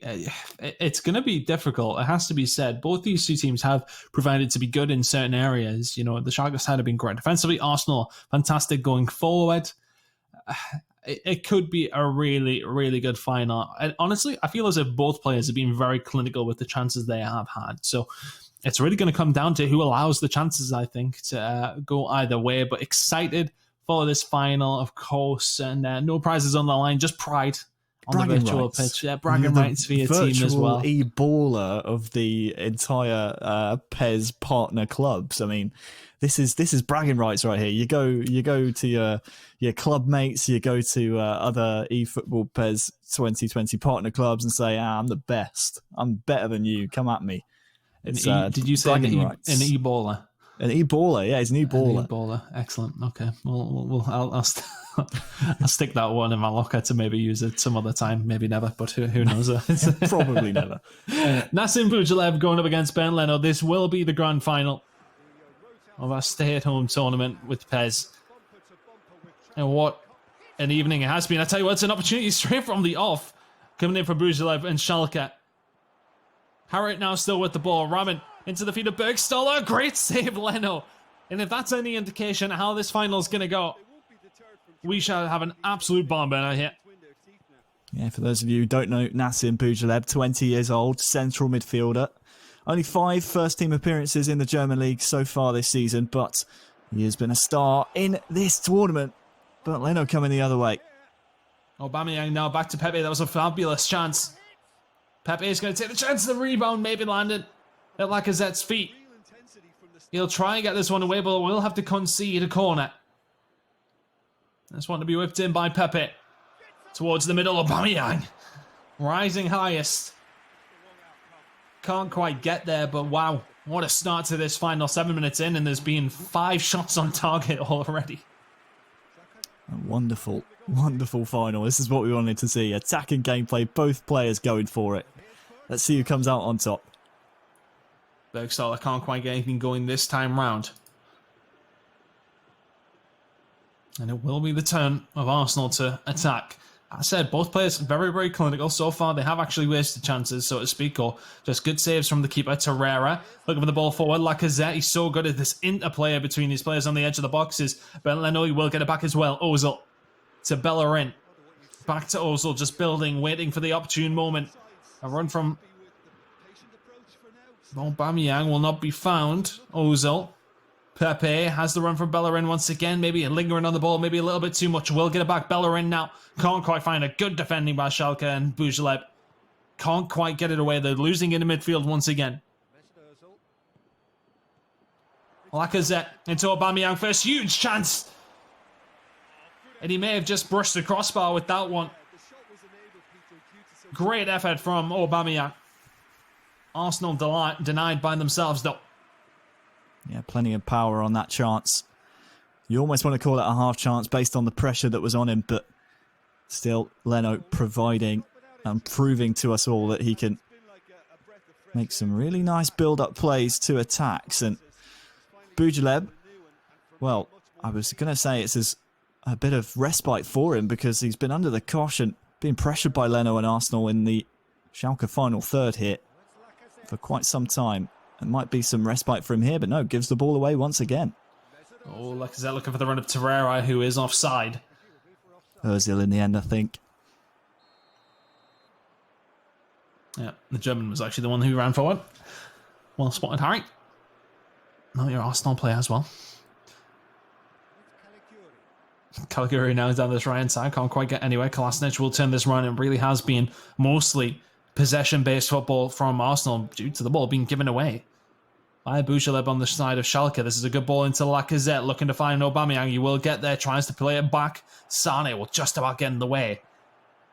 I think if you're Schalke, you need to get a hold of the ball here. It really has been all Arsenal, and these long balls forward are not working out. Ozil can't quite get there though. This time around, Stambouli will be able to get it out for Schalke, but not enough possession for the German side so far. No, certainly not, especially when you consider previously in the tournament we were talking about how Boujelev likes to play with possession. Often when you see that possession stat come up in the top left, it's Schalke with the majority.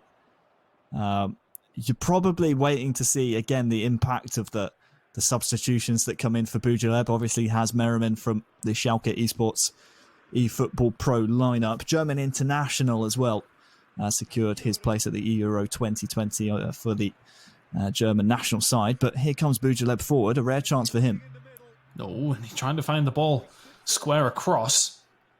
Couldn't quite get there. And Aubameyang will spread this wide to Nicolas Pepe. Good switch of play. Lacazette far too eager to get that one inside. And Sane will get this one away.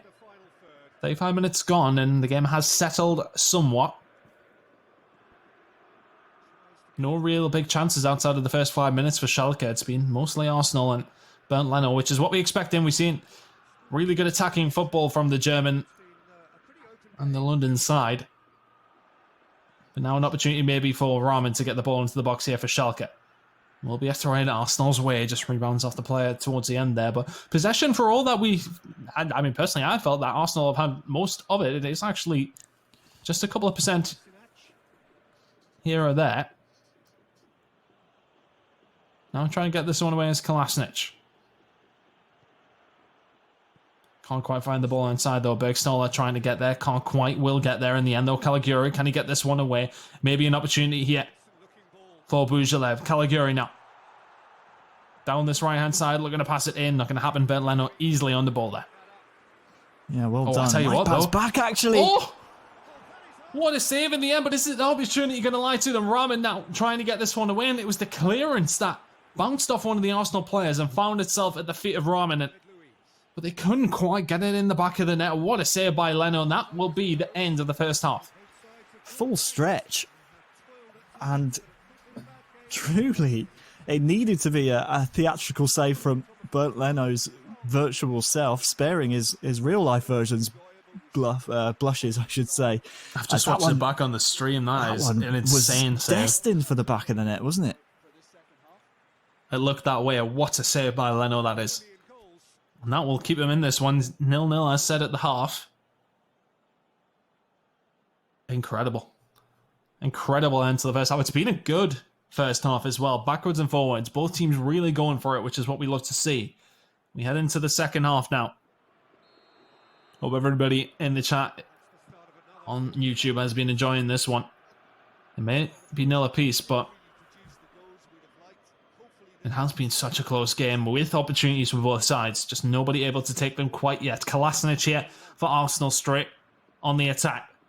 Ozil now to Pepe. Back to Ozil. Look for the pass inside. Plenty of defenders back here for Schalke. Pepe, once again, is going to find Aubameyang, who may find Lacazette. What a save once again. That will be pushed out for a corner. Another big moment in the game. Whipped in by Pepe and will be cleared away. Caligari will get on the end of this as well. Potential counter-attacking opportunity. David Luiz getting in the way once again, but can't quite get a hold of the ball cleanly. And that will be a free kick. A little bit of respite for Schalke here, Harry. Yeah, and thankfully so. That David Luiz challenge looked good. Of course, a shout out to everyone watching on the PES Facebook page as well. Thank you for joining us this evening. And, well, it could have been 1-0 to Schalke were it not for Leno's theatrics. Just remember that if Bernd Leno's able to score a goal of his own. Oh, Rahman, really good football here. And that will just squeeze wide of the post. Really good player by the Schalke side. Ball whipped in now. Bernd Leno, he will put this one out for a throw-in, but a questionable clearance. It looked the way his hand was travelling that he was going to turn it into his own net. That was very, very close. Martin Bujalev looking for a goal here. Rahman inside the box into Bergstaller. What a save by Leno again. Keeping his side in the game in more ways than one. Harrett now to take the corner. Schalke very much growing into this game. It felt like mostly Arsenal in the first half. Torreira will clear this one. Pepe will get on the ends of it, or will he? Just about retaining this one. It will fall to Harrett. Back inside, though, it is going to be intercepted. Lacazette now to stretch his legs. Ease the pressure on Arsenal that has been building over the last 10 minutes of the second half. It's a poor pass from Kolasinac as well. Schalke definitely growing into this one, you feel, Harry? Yeah, definitely. And you just know that every save that the virtual Bernd Leno makes, the real life one just puffs his chest out a little bit more and says, yeah, that was me. I did that. But Pujalev's certainly in the ascendancy here, and Bernd Leno seems to have met his match so far here in the final. 60 minutes gone. Maybe time for subs very soon. It's a cheeky little ball inside, but David Luiz will get in the way. We just haven't seen the free scoring nature of Leno that we've seen so far throughout. I mean, you think back to the game against Griezmann, he scored 5. It's been some great saves by both keepers. Absolutely. Yeah, definitely. Ozil now looking to create, as he so often does. Aubameyang to Hector Bellerin to Pepe to Lacazette. Oh, it's really well worked, and it would have deserved a goal. It's just wide. A massive, massive chance there. The pause is lined up, and 65 minutes gone. Changes are coming. Changes to come, and if I'm Bernd Leno, I look at that big red arrow on Nicola Pepe and maybe start to think about subbing him off. Maybe looking at Martinelli, who has slightly better form. We also have Saka on there as well, but substitutions have been a really key part of Schalke 04's route to the final. The likes of McKinney, the likes of Matondo, the likes of Katuchu saving Bujaleb's bacon more often than not. We'll see if they feature here once again. There is McKinney replacing Bujalab's virtual self. Katuchu, we'll see if it's the home run here. Is Matondo on as well? Nope, saving Matondo for now. And we'll see if he comes on later on in the game. Still nil apiece between these two. Bujalab will get it away down this left-hand side for Schalke. Into the feet of Rahman now. Maybe just trying to play with the ball a little bit more passively here in the middle of the park. Looking for that massive opportunity. There has been a couple for both teams, but nobody able to convert quite yet. Danny Caballos down this left-hand side for Arsenal. Aubameyang, wayward pass to Harrett. Build-up play here coming from Schalke. Sane now to Stambouli, just making sure to keep a hold of the ball. Zipcat will get this away down this left-hand side. Does have runners ahead of him, but choosing to keep a hold of the ball here smartly.